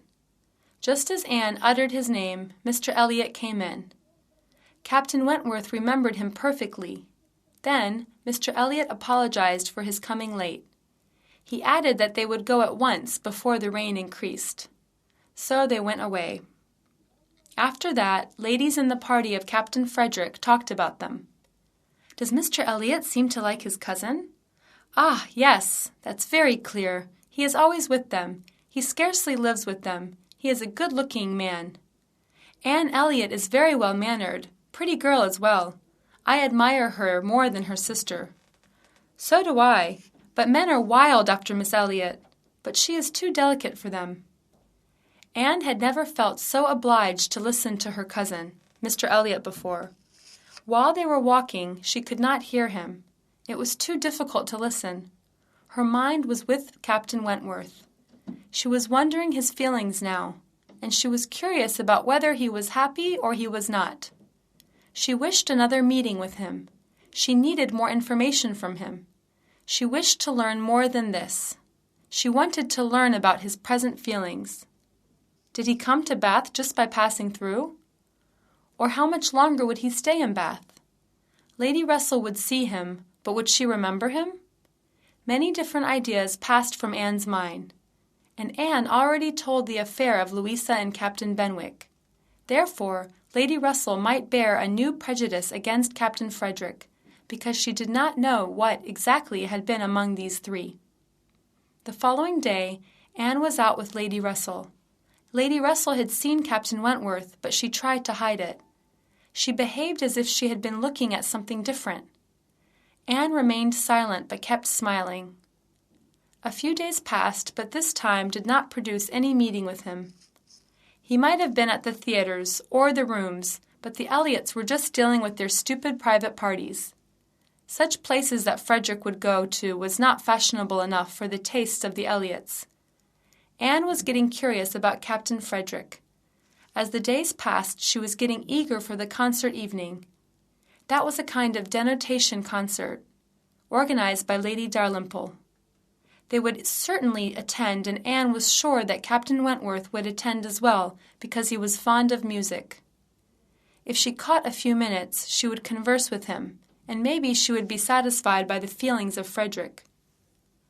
Anne had been invited by Mrs. Smith, and Anne had promised to stay the evening with her once, but she had to go to the concert, and Anne gave a promise of a longer visit to Mrs. Smith for the next morning. Mrs. Smith asked Anne their party. Who were they? Who would come to the concert? Anne named all of the people who were invited. Mrs. Smith remained silent. "I hope your expectation from the party wouldn't fail, dear Anne." She had said that with a half smile. "And I want to see you more often." Anne was surprised and tried to understand what she meant. Then she left there in a hurry. Part 8. Sir Walter, his daughters, and Mrs. Clay had come to the party earlier than everybody else. Just as they were sitting down, the door opened and Captain Wentworth came in. He was alone. Anne was nearer him. She prepared herself to speak to him. "How do you do?" Anne's gentle welcome made him stand near her. They inquired about themselves, father and sisters, the Admiral. At this moment, Anne did not recognize her father and sister's looks, because she had just believed in what she was doing. One moment, Anne heard the whispers of her father and Elizabeth. They seemed glad of Captain Wentworth's bow. She saw also a slight, kind glance from Elizabeth, and thought that was better than nothing. She felt better herself. They had enough talked about the weather, families. Now there was no more subjects to talk about. Anne waited for his going away, but he did not go away. Then suddenly he said to Anne, "I haven't seen you since you were at Lyme. I'm sure you have been shocked by the accident. It was a dreadful night. That was too painful for me. I can't even remember it. Even to remember it is too painful." Then with a smile he went on, "But it had good effects as well. You should be surprised at Captain Benwick's doing. He had been the effective medicine in Louisa's recovery. "I was not, sir. I hope a happy match. Both of them have good qualities and temper." "Yes, I wish happiness with all my soul. They have not difficulties to face. The Musgroves are just like themselves. They behave very naturally. They have no caprice, no delay. Their only wish is to see their daughter's happiness and comfort." Then he stopped. It was apparent that he had remembered something. He seemed to be affected by that recollection of the past. Anne's cheeks turned red, and she fixed her eyes on the ground. He cleared his throat and went on speaking. I confess that I look at from a different way. I believe the necessity of mind. I think Louisa is a nice, sweet girl, but even if she is smart, Benwick is much more than this. He is a clever man. He reads a lot. I must say that I was surprised at his loving her. This sudden love has surprised me. What would have been if the circumstances were different? A heartbroken man. Fanny Harville was a great love for him. Such a suffering heart should feel an intimacy to another heart after a deep devotion. Frederick did not go on talking. Anne had been able to catch his every word, though there were ceaseless noises of people and the noises of the doors. Anne was confused and struck with his words.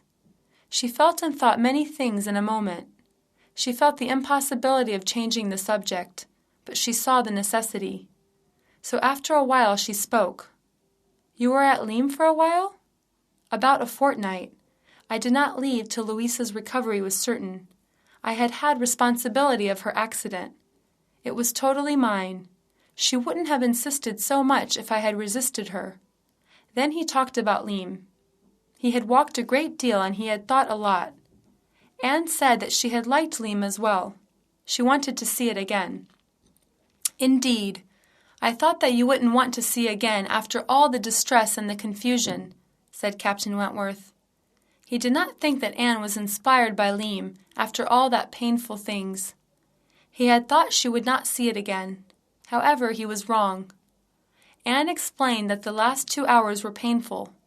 She accepted it, but after-thought of Lyme was great to Anne.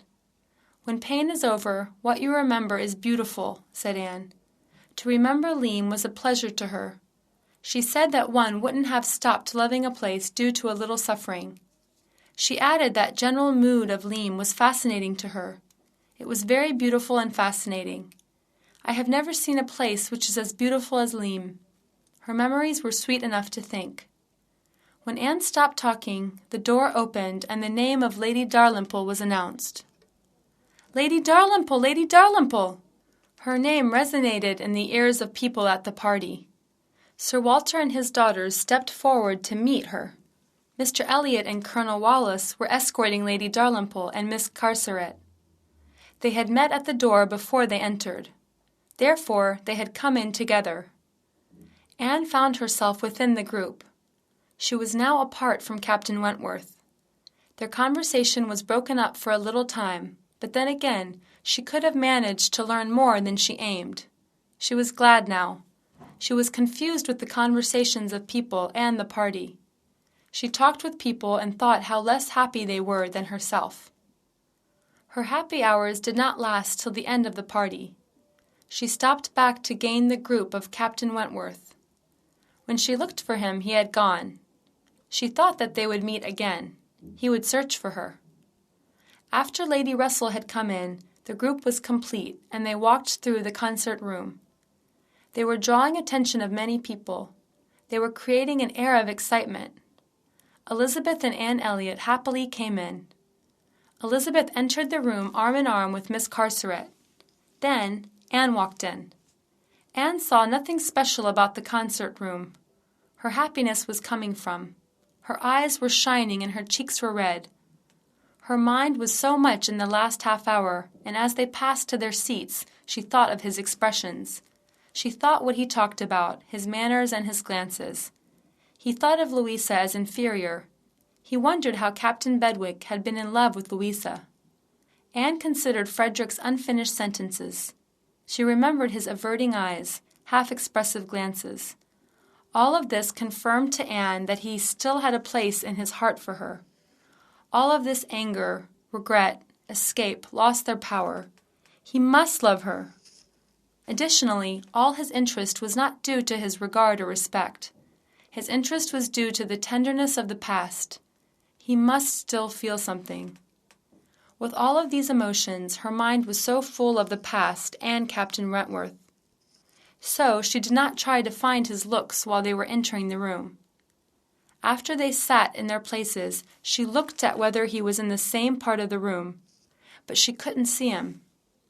Anne's group was divided into two parts. Mr. Elliot quickly placed himself near Anne. Miss Elliot was surrounded by her cousins. Anne was in higher spirits. She was feeling ready to enjoy that evening. She had never found a concert better than this one. Towards the end of the first act, Mr. Elliot wished Anne to explain the meanings of the Italian song. Anne tried to decline his wish. She said that she did not know Italian very well, so she could not give the exact meaning. But Mr. Elliot insisted. She could only tell what was about. Then Anne said yes again, and because she had doubts, suddenly Mr. Elliot began appraising Anne. He said, "I would never like Camden Place if you had not been known to me. If I didn't know Miss Anne Elliot, I would not take much pleasure in being here. I regard you as the most modest, humble woman I have ever met." "You are so natural in your accomplishments," boasted Mr. Elliot. Anne said that he was kind, but she added that she was much flattered. Then Mr. Elliot said that Anne did not know that he had been familiar with her before they were introduced. Anne asked that how he knew her before he came to Bath, because she knew that they had met for the first time in Bath. She asked whether he was told something about herself beforehand. Mr. Elliot approved of Anne that he was familiar with her name and her personality beforehand. He had learnt so much about her before he came to Bath. He had been told by the people that knew Anne very well. Mr. Elliot managed to raise the interest that he hoped. He was sure that no one would resist a mystery. Anne did so. She wanted to know who they were. Who did talk about her? She wondered so much. To have been talked about was so irresistible to Anne. She questioned him, but all her toils were in vain. She couldn't get the names of that people. Mr. Elliot was delighted, but he did not tell anything. "No, no, not now, my dear cousin," he said. He would not say what Anne wanted to learn. He had told the truth. He had got some information about Anne some years ago. He was fascinated by these thoughts as well. These aroused the curiosity of Mr. Elliot. He had wanted to meet that Miss Anne Elliot. Anne could not guess anybody but only the brother of Captain Wentworth. He might have talked about her with partiality. Maybe he was acquainted with Mr. Elliot. However, Anne could not dare to ask Mr. Elliot. "You see, my dear cousin, the name of Anne Elliot was a great wonder to me. I prayed so much that name would not change," said Mr. Elliot. At this moment she was struck by the other words suddenly. Her father and Lady Dalrymple were talking. "A very good-looking man." "Yes, yes," approved Lady Dalrymple. "He is really Irish, I think." "No, I know his name. Wentworth, Captain Wentworth. His sister is the wife of my tenant." "The Crofts, now they are in Kellynch Hall," explained Sir Walter. Anne distinguished him just after her father commented. Her eyes caught him. He was there. He was among a group of men.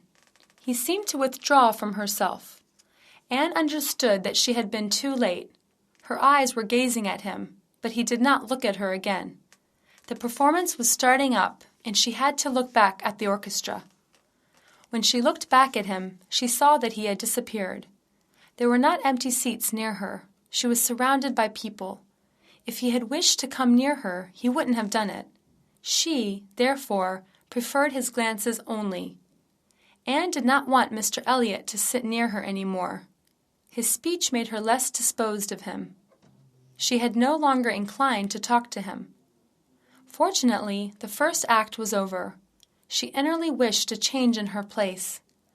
After such silence, constantly listening and sitting hours, some of the group decided to go and have a drink. Anne didn't move. She remained in her place as Lady Russell did so. Anne was relaxed because Mr. Elliot went away with the rest. So Anne decided not to miss any opportunity of talking to Captain Wentworth. She would not care about Lady Russell. She felt that Lady Russell had seen him as well. She saw it from the color of her face.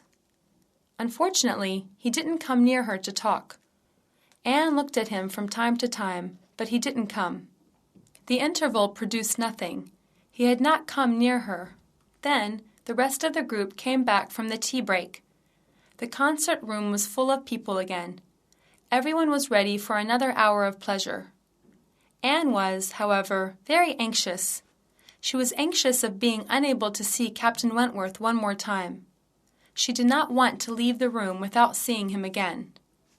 Before the second part of the concert started, there had been some changes as Anne wished. Anne was a bit happy now. It was favorable to Anne, actually. Mr. Elliot was invited to sit down between Elizabeth and Miss Carteret. So, there were some removals near Anne. Now she could reach the passer-bys. Eventually, Anne found herself at the very end of the benches. In such situations, she saw Captain Wentworth again. He was not so far off. He saw her too. There was a vacant place, but he seemed unsure. Only after a while he came to speak to Anne. She couldn't see the reason of his being grave. Something must have occurred. There was a change in his manners. He was not like the day before. What was it? Why did that happen? Anne considered Lady Russell and her father. Did they look at him unpleasantly? He started talking about the concert, but he was severe. There was a cold distance on Frederick's side. He was talking like Captain Wentworth of Uppercross. He did not like the concert.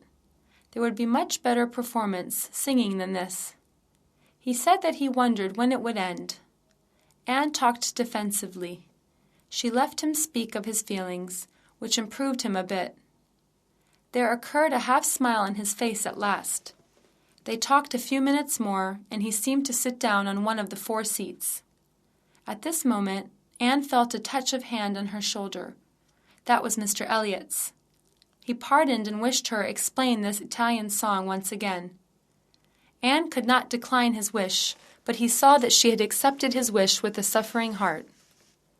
A few minutes passed.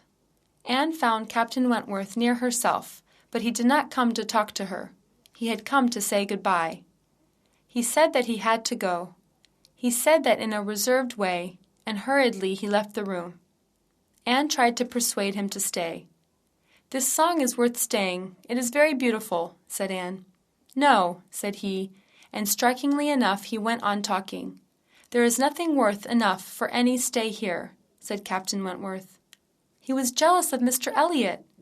That was the only reasonable explanation to his manners.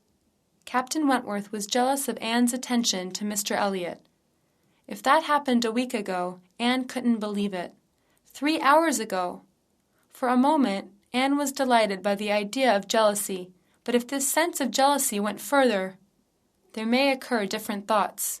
How could she reach him to explain the truth? It was painful to remember Mr. Elliot's attentions to her. That was evilish. Part 9. The next morning, Anne remembered her promise to Mrs. Smith. It was good for Anne, because she would be out when Mr. Elliot possibly came to their house. So she would avoid seeing him again. Anne still felt goodwill for him, in spite of all the mischief of his attentions. She, however, owed him gratitude and regard. Maybe she felt compassion, too. She thought how extraordinary their friendship was. He had an interest for her by his affection, by his familiarity with her name, and by every situation. That was very extraordinary. She felt flattered, but then again, that was very painful as well. She felt regretful. Would she have felt the same feelings for Mr. Elliot if she hadn't known Captain Wentworth? Was not it worth for trying? But Anne believed that it was impossible because she always had him in her mind and in her heart. Throughout the streets of Bath, going to the Westgate buildings, there had never passed a more faithful, greater love than Anne's. Anne went to the Westgate buildings by the dream of a nice welcome from Mrs. Smith, but Mrs. Smith seemed not to expect her. Rather, she seemed to forget their appointment. Anne afterwards told her reflections about concert evening, which made her quite happy. As she talked about more, she seemed more enjoyed. All that Anne told zealously was already known by Mrs. Smith. She had already heard the goodness of the performance and its success. Almost every situation, good or bad, was very well known by Mrs. Smith. Even she could easily guess who might have attended the concert. She said, "Little Durans must have been there. They never miss a concert." Then she asked Anne whether she sat on her own on the forebench. She also mentioned to Anne that to be seen by many people and to see many people in a crowded society were amusing. Mrs. Smith said that Anne would certainly have enjoyed herself. Anne answered, "I had looked, sought about me rather than my around." "But, dear Anne, I can see from your face that you should have been very enjoyed. Your eyes are shining while you are talking the evening. You must have had a very pleasing company." Anne reddened, and she could not utter anything. She remained silent. However, she was confused about how Mrs. Smith could have known Captain Wentworth. Anne was amazed at Mrs. Smith's penetration. She had seemed to have reported of the concert from someone else. A few minutes later, Mrs. Smith asked to Anne whether Mr. Elliot knew her friendship with Anne. She asked also whether he had any knowledge about her presence in Bath. Anne was surprised when she heard the name of Mr. Elliot, but she immediately grasped what had been implied to herself. Then she pulled through herself, and in a safer way Anne asked if she knew him personally. Mrs. Smith said yes. She had known Mr. Elliot very well. She added that their acquaintance was now vanished. There had been a great time since they met. Anne was amazed because she had never heard Mrs. Smith's name from Mr. Elliot's speeches. Cheerfully, Mrs. Smith told Anne that she wanted to talk about Mr. Elliot because she needed her service. Anne accepted Mrs. Smith kindly. Then Anne said that she would be happy if she had any help to her. Anne added that she was the cousin of Mr. Elliot, so she could easily tell her message to Mr. Elliot. Mrs. Smith smiled and continued, "Oh, I should wait for the official explanation. I'm very sorry, Miss Elliot. As an old friend, tell me when I can speak about it freely. Next week? The other next week?" "No, not any next week. Such thing that you thought had never been occurred. I think you consider me more than a cousin. You can be sure that nothing had been settled. Nothing was claimed between me and Mr. Elliot. I'm not going to marry him. I wonder why you have thought such things?" asked Anne amazingly. Mrs. Smith looked smilingly and went on her speech. "Oh, my dear Anne, I know you are waiting for the right time. We, all women, wait for the right time till we are really proposed. I see that you do not want to reveal it till that time. But why are you so introverted, so cruel? Let me boast, my old friend. That will be one of the best marriages. Who can be more gentlemanlike or more agreeable than Mr. Elliot? Let me recommend him. I think you heard some from Colonel Wallace. Who can know him better than anyone else?" Anne was confused. "I wouldn't talk to you like that, dear Anne, if you were married to Mr. Elliot. Let me help you as your faithful old friend," said Mrs. Smith. She told Anne that she was so sure of their happiness, so she added, "Mr. Elliot is a very sensible man. He knows how to behave to a woman." Anne still tried to deter Mrs. Smith from that idea. She said that he was just a cousin, a friend, but not more than that. He was agreeable, gentlemanlike, sensible, but he was not open enough. He was calm. She respected him much, however. Anne did not know him very well and very long. She continued, "Such kind of reserve and distant speech mark for not total openness. I have not a special interest for him. I think that is enough. He is nothing to me. If there is such a proposal, you can be sure of my denial. I assure you I will not accept him." Anne also added that she had no emotional sharing with Mr. Elliot. Whatever she took pleasure from that evening was not related to Mr. Elliot. Not Mr. Elliot, but— Anne stopped and blushed regretfully. What struck Mrs. Smith's mind was the presence of somebody else. She did not believe in Mr. Elliott's failure. For Anne, Mrs. Smith thought that there might be someone else. On the side of Anne, how and why did Mrs. Smith think such an idea of a marriage? What led Mrs. Smith to such an idea? Might she have heard something? Or did she receive an idea from someone? Then, in such thoughts, Anne asked Mrs. Smith, "How did it come to your mind?" "It came to my mind because I have seen you together often, so I have felt such possibility. But until 2 days ago, I heard not spoken of it," answered Mrs. Smith. "Was it spoken?" asked Anne. "Mrs. Rook brought this information. You know she is my nurse. She had come from Marlborough on Sunday, and it was she who told me the account of marriage between you and Mr. Elliot. She had gotten this information from Mrs. Wallace. I heard the whole story from her," said Mrs. Smith. "Whole?" asked Anne. "How could you create such a story from such little and unstable news?" Mrs. Smith was speechless. Anne asked whether Mrs. Smith wanted her to take a message to Mr. Elliot. Anne said that she would be glad if she could be of any assistance to Mrs. Smith. Anne added that she could make Mr. Elliot know Mrs. Smith's being in Bath. But Mrs. Smith retorted. She did not want such a thing. Anne then asked why she did not want it. She also asked whether Mrs. Smith was an acquaintance of Mr. Elliot, because she had mentioned it beforehand. "Yes, but before he was married," said Mrs. Smith. "They were actually very intimately acquainted. Mr. Elliot was a close friend of Mrs. Smith's husband." Anne was interested in this old acquaintance. Then she asked Mrs. Smith to talk about Mr. Elliot. "Is he now as he was in those years?"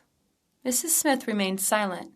She seemed thoughtful, which made Anne more curious about Mr. Elliot. After a while, Mrs. Smith burst out and said that she was unsure and anxious. She was anxious because she didn't know what to do. She said to Anne she was unsure whether she should do this, and that, "I am not sure if I should tell you this," said Mrs. Smith. "I am in doubt." One was always unsure to give bad, mischievous accounts, but Mrs. Smith decided to talk. She was now determined to tell the real personality of Mr. Elliot. "Though what the future brings we can't really know, I feel determined to talk because I have seen that you will not accept Mr. Elliot's proposal. Let me give you the whole truth about Mr. Elliot," said Mrs. Smith. She said that Mr. Elliot was a real ruthless man. He had a constantly organizing mind, which was egoist. Mr. Elliot was also cold-blooded. He never did think about the others. He was a real egoist. He could easily direct people and give harm to them. He was actually the main reason of ruin and destruction of a family. And he had just ignored that reality. He had no sense of compassion. He was not sensible enough to have the idea of justice.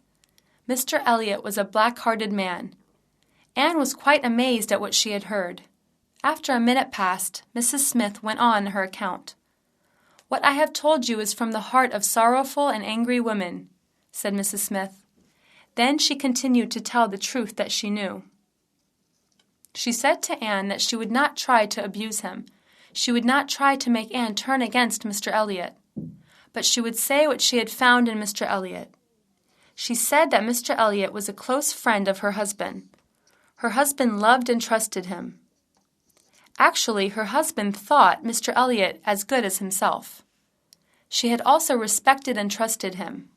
When she was 19, she considered him as an ideal, good example. Their acquaintance was before her marriage. 3 of them were good friends. Mostly they were together. She said that they lived in good style. He was the poor one. He had only a chamber in the Temple. Mrs. Smith and her husband had regarded him as a real brother. Especially poor Charles had always shared his love and his money. "I know he helped Mr. Elliot financially so many times," said Mrs. Smith. Anne was now satisfied about the period of Mr. Elliot's life which was always interesting for her. Anne thought that period was coincidental with the time when he had never been known to her own father, Sir Elliot. But she had never been introduced to him. She did not know him before she came to Bath. She had only heard of his name from the accounts of her sister and father. She had heard him when he was married, but then again she could not totally understand him. Mrs. Smith said that Sir Walter had been known to him before she had been known to him. She knew the event of his marriage and the limitations of Sir Walter. She said that she had been familiar to his wife after his marriage. Anne now wondered why Mr. Elliot disinclined to improve his acquaintance with her father. He had retreated himself from her family. She asked the reason of this slight tendency of Mr. Elliot. He had not wanted to develop his friendship with her father. He had declined her father's invitations to Kellynch Hall. Mrs. Smith explained that Mr. Elliot had an object in his mind at those times. He wished to gain fortune by a faster way. He did not want to wait the time when he would be the head of the Elliot family. This faster way was through a marriage. I had also understood your father's plans. He had wished a match between Miss Elliot and Mr. Elliot, but that was not what Mr. Elliot wanted. That marriage could not have satisfied him, financially. Therefore, he had drawn back himself.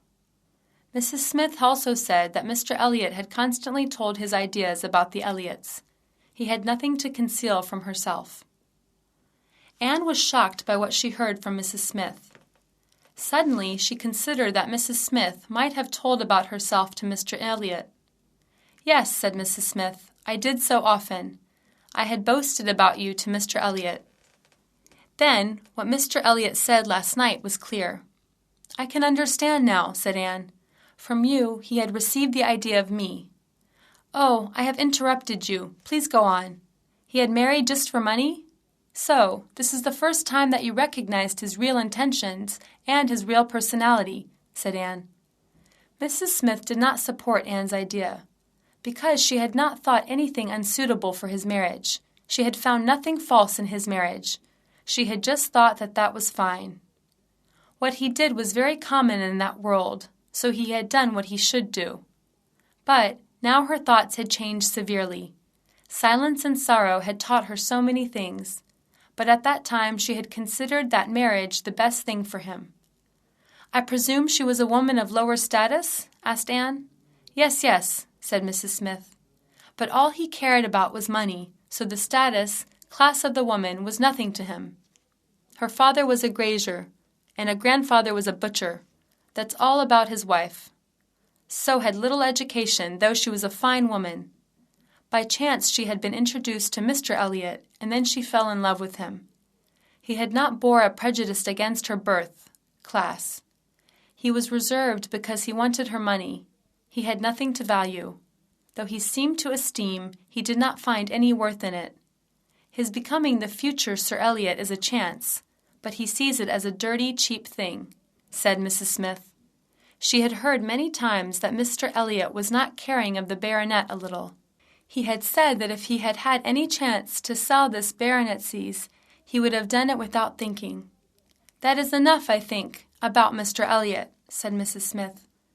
"I do not want to hear any more. You have confirmed my ideas, which I had had some years ago. My beliefs and thoughts have been confirmed. But I'm confused about why he is so different from past now," asked Anne. Mrs. Smith requested Anne to bring her the small box which had been upon the shelf of the closet in the other room. Anne went and brought the box and put it before her. Mrs. Smith sighed a sigh while she opened it. Then she said, "This is my husband's letter. That is written for my husband by Mr. Elliot, before our marriage, and is said to be saved." Mrs. Smith's husband was so careless that Mrs. Smith had found them while she was examining his papers. She didn't burn it, though. Many important reports, letters had been burnt. She had kept it aside, because she was not sure of Mr. Elliot. She had decided to keep for their former intimacy.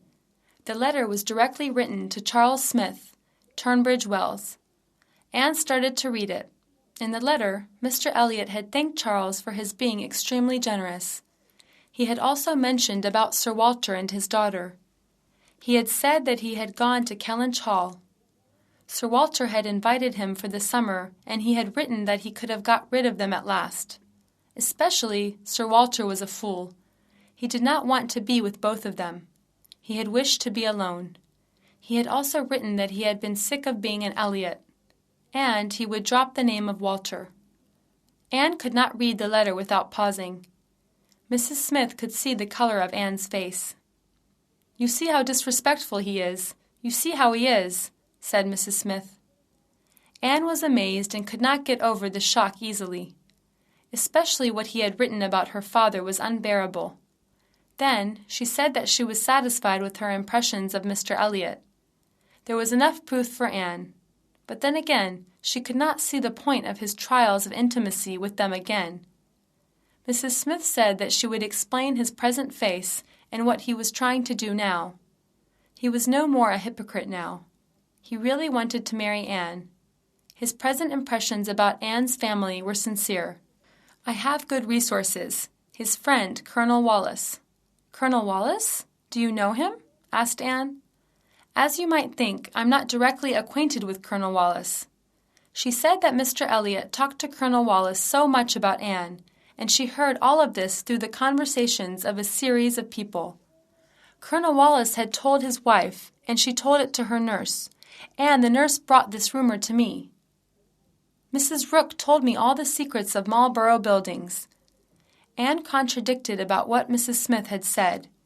She said that his intimacy was settled up before Anne came to Bath. She said when she came to Bath, she saw they were already on good terms. Anne continued, "We shouldn't believe in the reality of such rumors. Those ideas, opinions, have passed through many ears and mouths, so there might be misapprehensions or defect understandings. So, is there any place left for the truth?" Anne asked. "But, dear Anne, there is a case which you can't deny its reality. Mr. Elliot had already admired you before he came to Bath, but he had not been aware of the fact that you were Anne Elliot." Anne confirmed Mrs. Smith. She said that he had seen her at Lyme. First point was true. Also, Mr. Elliot had kept an eye on Mrs. Clay, who seemed to want to be Lady Elliot. He had value for baronetcy. He couldn't stand the idea of not becoming a William Elliot. But he had altered now. He had not any avarice or financial aims. But these were all known to Anne. She asked whether Mrs. Clay was a serious trouble or not. Mrs. Smith said Mrs. Clay was afraid of Mr. Elliot. He had feared her, and he had seen through her. Therefore, Mrs. Clay couldn't dare to step forward. Anne understood the personality of Mr. Elliot. He was a man of selfishness and artificiality. She was miserable to think his company with her family. She had been deep in her family concerns. Then Mrs. Smith told Anne that Mr. Elliot had led his friend, her husband, into expenses beyond his fortune. From the account of Mrs. Smith, Anne understood that Mrs. and Mr. Smith's life was well, but Mr. Smith's was easily tempered, easily persuaded, had careless habits. Then he had been easily directed by Mr. Elliot, and everything turned upside down. As Mr. Elliot rose up through his financial marriage, Mr. Smith went down and down. He had been poorer and poorer. Mr. Elliot had not warned Mr. Smith's expenses, instead of warning him. Mr. Elliot had encouraged him. Consequently, they were now very poor. They had not totally understood their financial state till her husband died. Mr. Smith had appointed Mr. Elliot as the executor of his will, but Mr. Elliot did not accept it. So, Mrs. Smith was now in trouble. What Anne saw was an example of ingratitude and inhumanity. After all she had heard, Anne was in such amazement, and she couldn't understand why Mrs. Smith tried to boast Mr. Elliot. Mrs. Smith said that she thought their marriage as a certain thing, so she had talked to her in this way. But then again, if Anne had been wife of Mr. Elliot, she would have never talked to her all she knew. Mrs. Smith said that she didn't see their case as a fatal, hopeless thing as been in his first marriage. He had been unhappy with his first wife, who was ignorant, poor one. He had never liked her. "But I hoped that you would be better than this," said Mrs. Smith. Part 10. After Anne went home, she reconsidered all she had heard at the Westgate Buildings. She confirmed herself by the account of Mrs. Smith about Mr. Elliot. What she thought about Mr. Elliot was true. She no longer felt an intimacy toward him. He was just opposite of Captain Wentworth. She felt only pity. She saw the pain and disappointment that Lady Russell might feel. She was glad of her own impressions of Mr. Elliot. Anne was not appreciated by her father or sister for her having an old friend like Mrs. Smith. But Anne gained much more from this friendship. Only Mrs. Smith had dared to say the reality. No one could do more than this. She felt obliged to talk to Lady Russell. Mr. Elliot and Sir Walter got on well with one another, and as time passed, this relationship was getting stronger. As Mrs. Clay pointed out, they were like son and father. When Mr. Elliot came again, Anne was under pressure. She was painful from his company and conversation with her. She could feel his insincerity. She wouldn't get rid of all she read, heard, and saw. His former ideas about her father was now contradicting with what he was doing now. He was talking, boasting her father. He was so artificial for Anne. She drew back herself. She decided to treat him coldly. Then, slowly, this relationship would be less sincere and less warm. Anne was now very reserved. He tried to raise his cousin's curiosity again on the issue of his information of Anne, but he didn't succeed. Something had happened. That was a relief to Anne that he was to leave Bath for 2 days. On Friday morning, she would go to talk to Lady Russell. Just as Anne was going out, a knock was heard at the door. Anne thought that was Mr. Elliot, but it was understood that Mr. and Mrs. Musgrove had come. The surprise was great. Anne was the one who was the happiest. The others were decent in their welcome. Then it was understood that Mrs. Musgrove, Henrietta, and Captain Harville had also come with Charles and Mary. They had arrived Bath late at night. They were to stay at White Hart in Bath. Mrs. Harville, her children, and Captain Benwick had remained with Mr. Musgrove and Louisa at Uppercross. Mrs. Musgrove wanted to come to see some old friends. Henrietta thought this visit as a good opportunity to buy wedding clothes for herself and her sister. Anne talked to Charles about his sister's marriages, and she informed Charles of her happiness about his sister's matches. She wished them both happiness. Anne thought that Anne and Mrs. Musgrove were excellent parents. They thought their children's happiness beyond everything. They were free from all ambitious feelings. Charles said that his father would be much more happier if the gentlemen were both a little bit richer. But then again, he was glad of these 2 men. Mary did not like Henrietta's match. She never liked the Hayters. But I have always liked Charles Hayter. I think it is a fair match for Henrietta, said Charles. Anne cried how lucky the girls were. They had such blessed parents. They did think about the happiness of their children. Then she inquired about Louisa's recovery. Charles, rather hesitant, answered that Louisa was well, but a little changed. She no longer jumps, runs, laughs. Benwick sits near her and reads poems all day long. Anne could not help laughing. Charles said that Benwick was an excellent man. Anne sighed a deep sigh when she saw the rejoice of Uppercross and its members as opposed to her house. But there was not envy in her sigh. Anne went to White Hart to see Mrs. Musgrove and Henrietta. They had given a warm welcome to Anne. Anne liked this sincerity and heartiness at White Hart. She was invited by Mrs. Musgrove every day and all day long. She listened to the history of Henrietta and Louisa.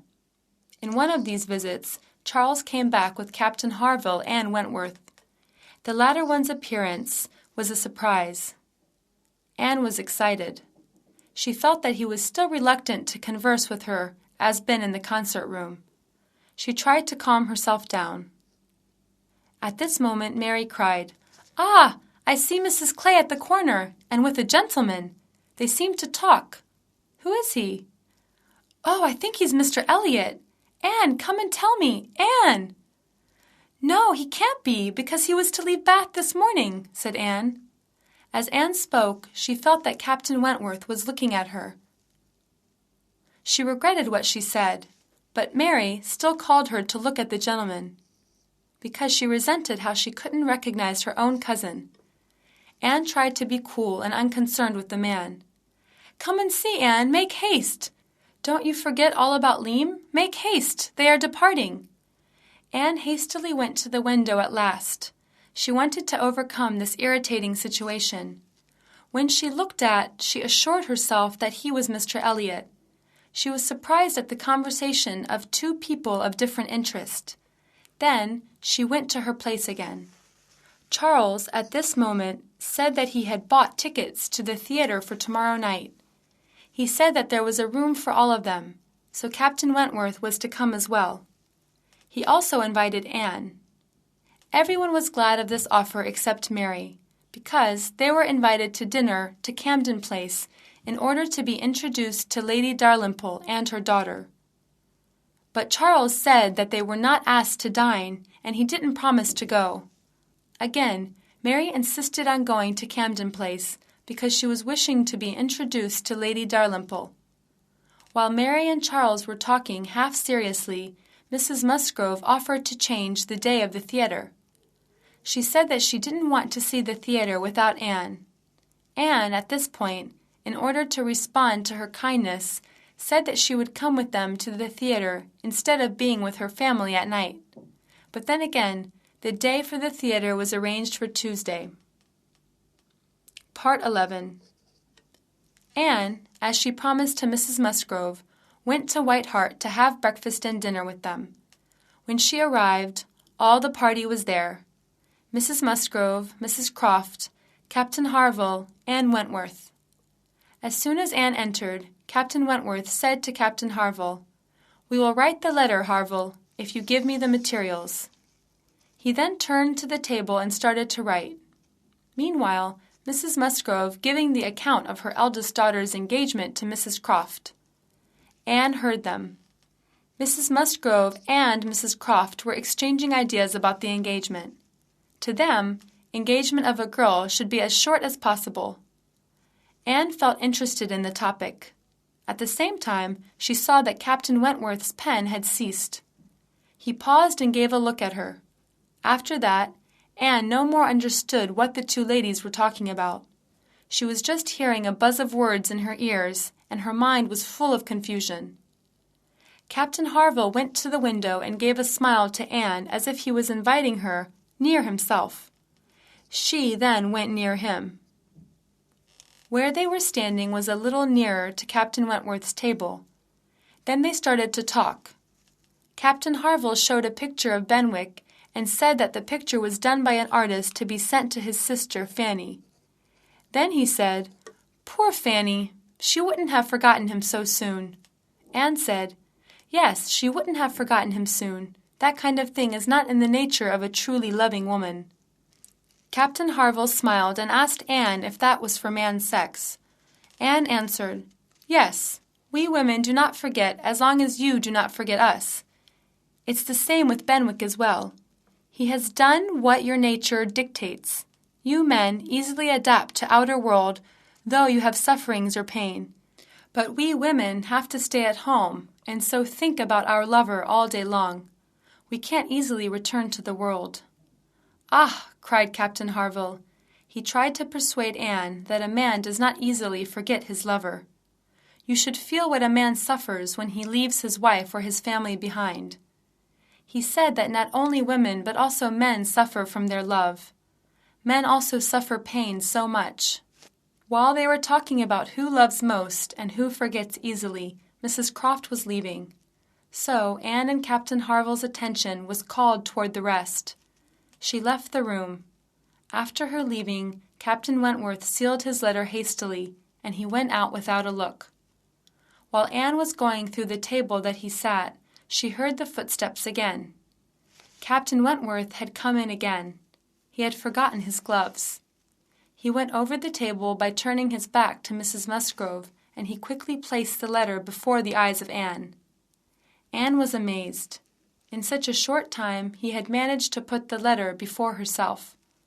The letter was directly addressed to herself, to Miss A. E. Anne had thought that he had written it to Benwick, but he had written it to her.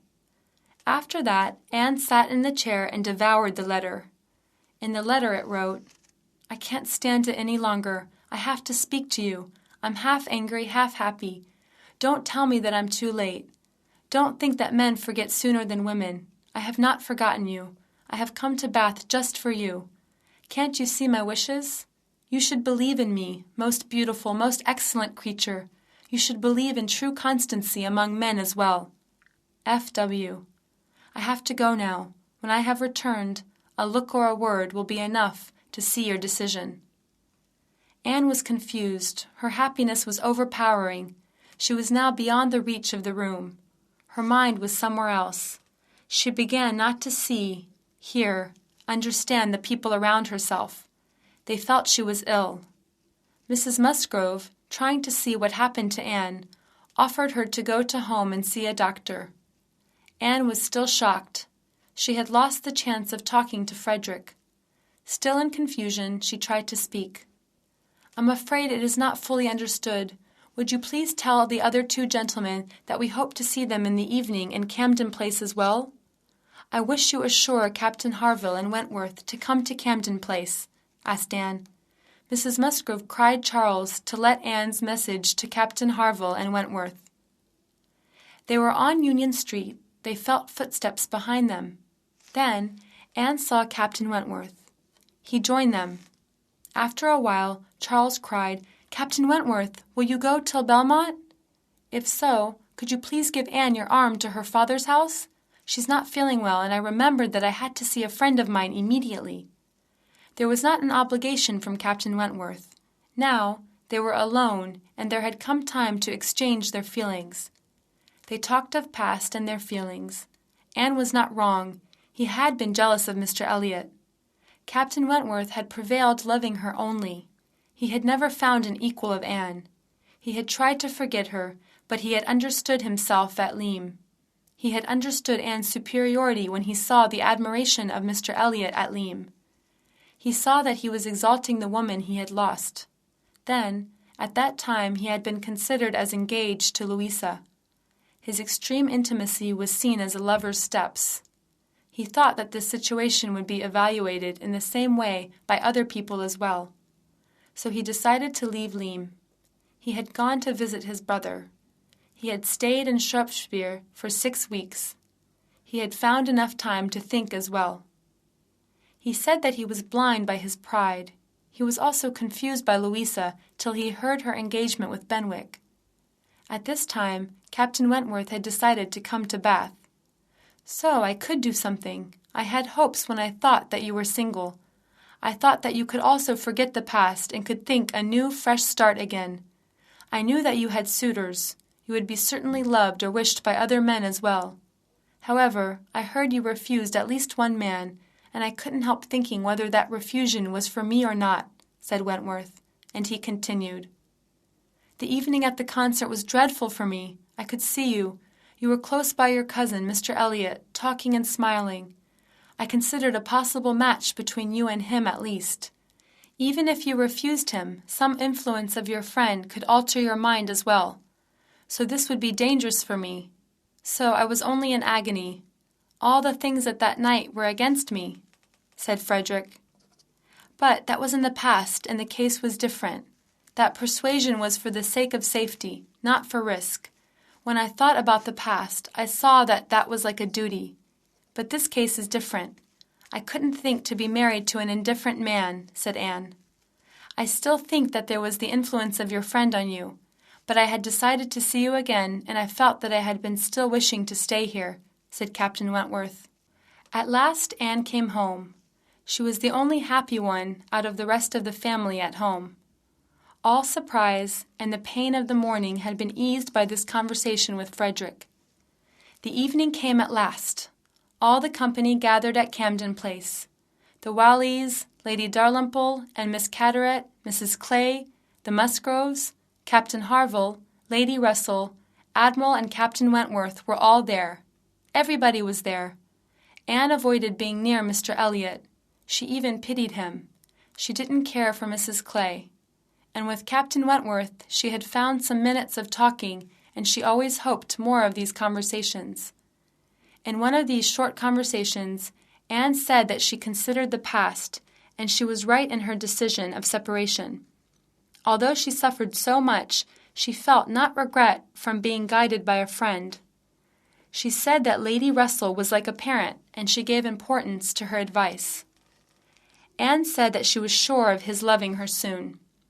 Frederick looked at Lady Russell, then again he looked at Anne, and he said that he hadn't believed that would have been so soon. "Tell me, if I had come to you as being rich and captain of Lucania, would you accept my offer of engagement again?" "Would I?" said Anne. "Oh, my lord," answered Frederick. He was amazed, but he had not thought of it like that. Even he had not wished it. He said that he had been too proud to ask it again.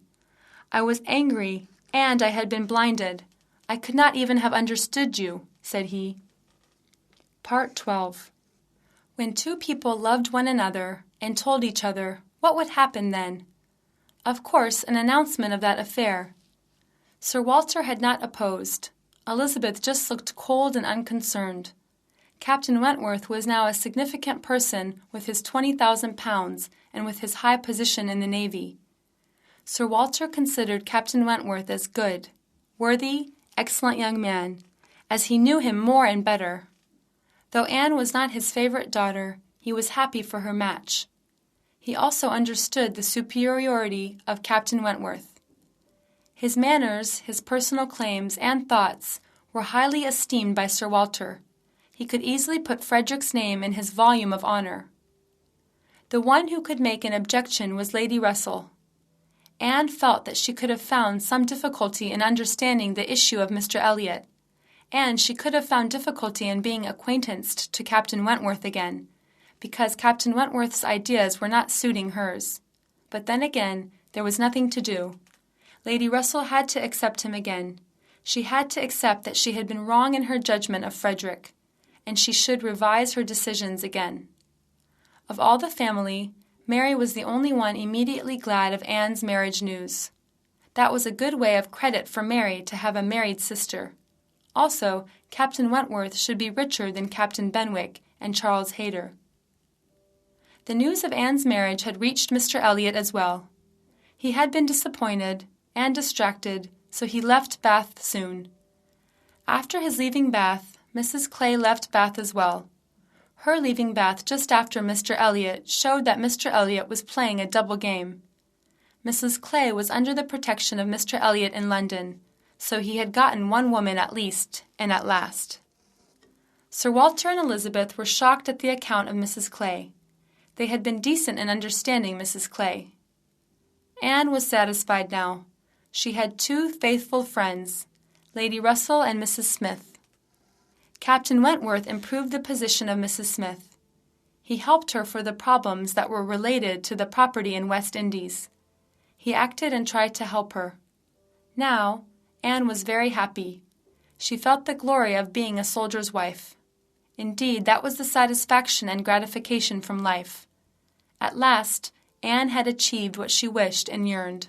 Again, she had been persuaded by Captain Wentworth, and she had become the wife of Frederick Wentworth.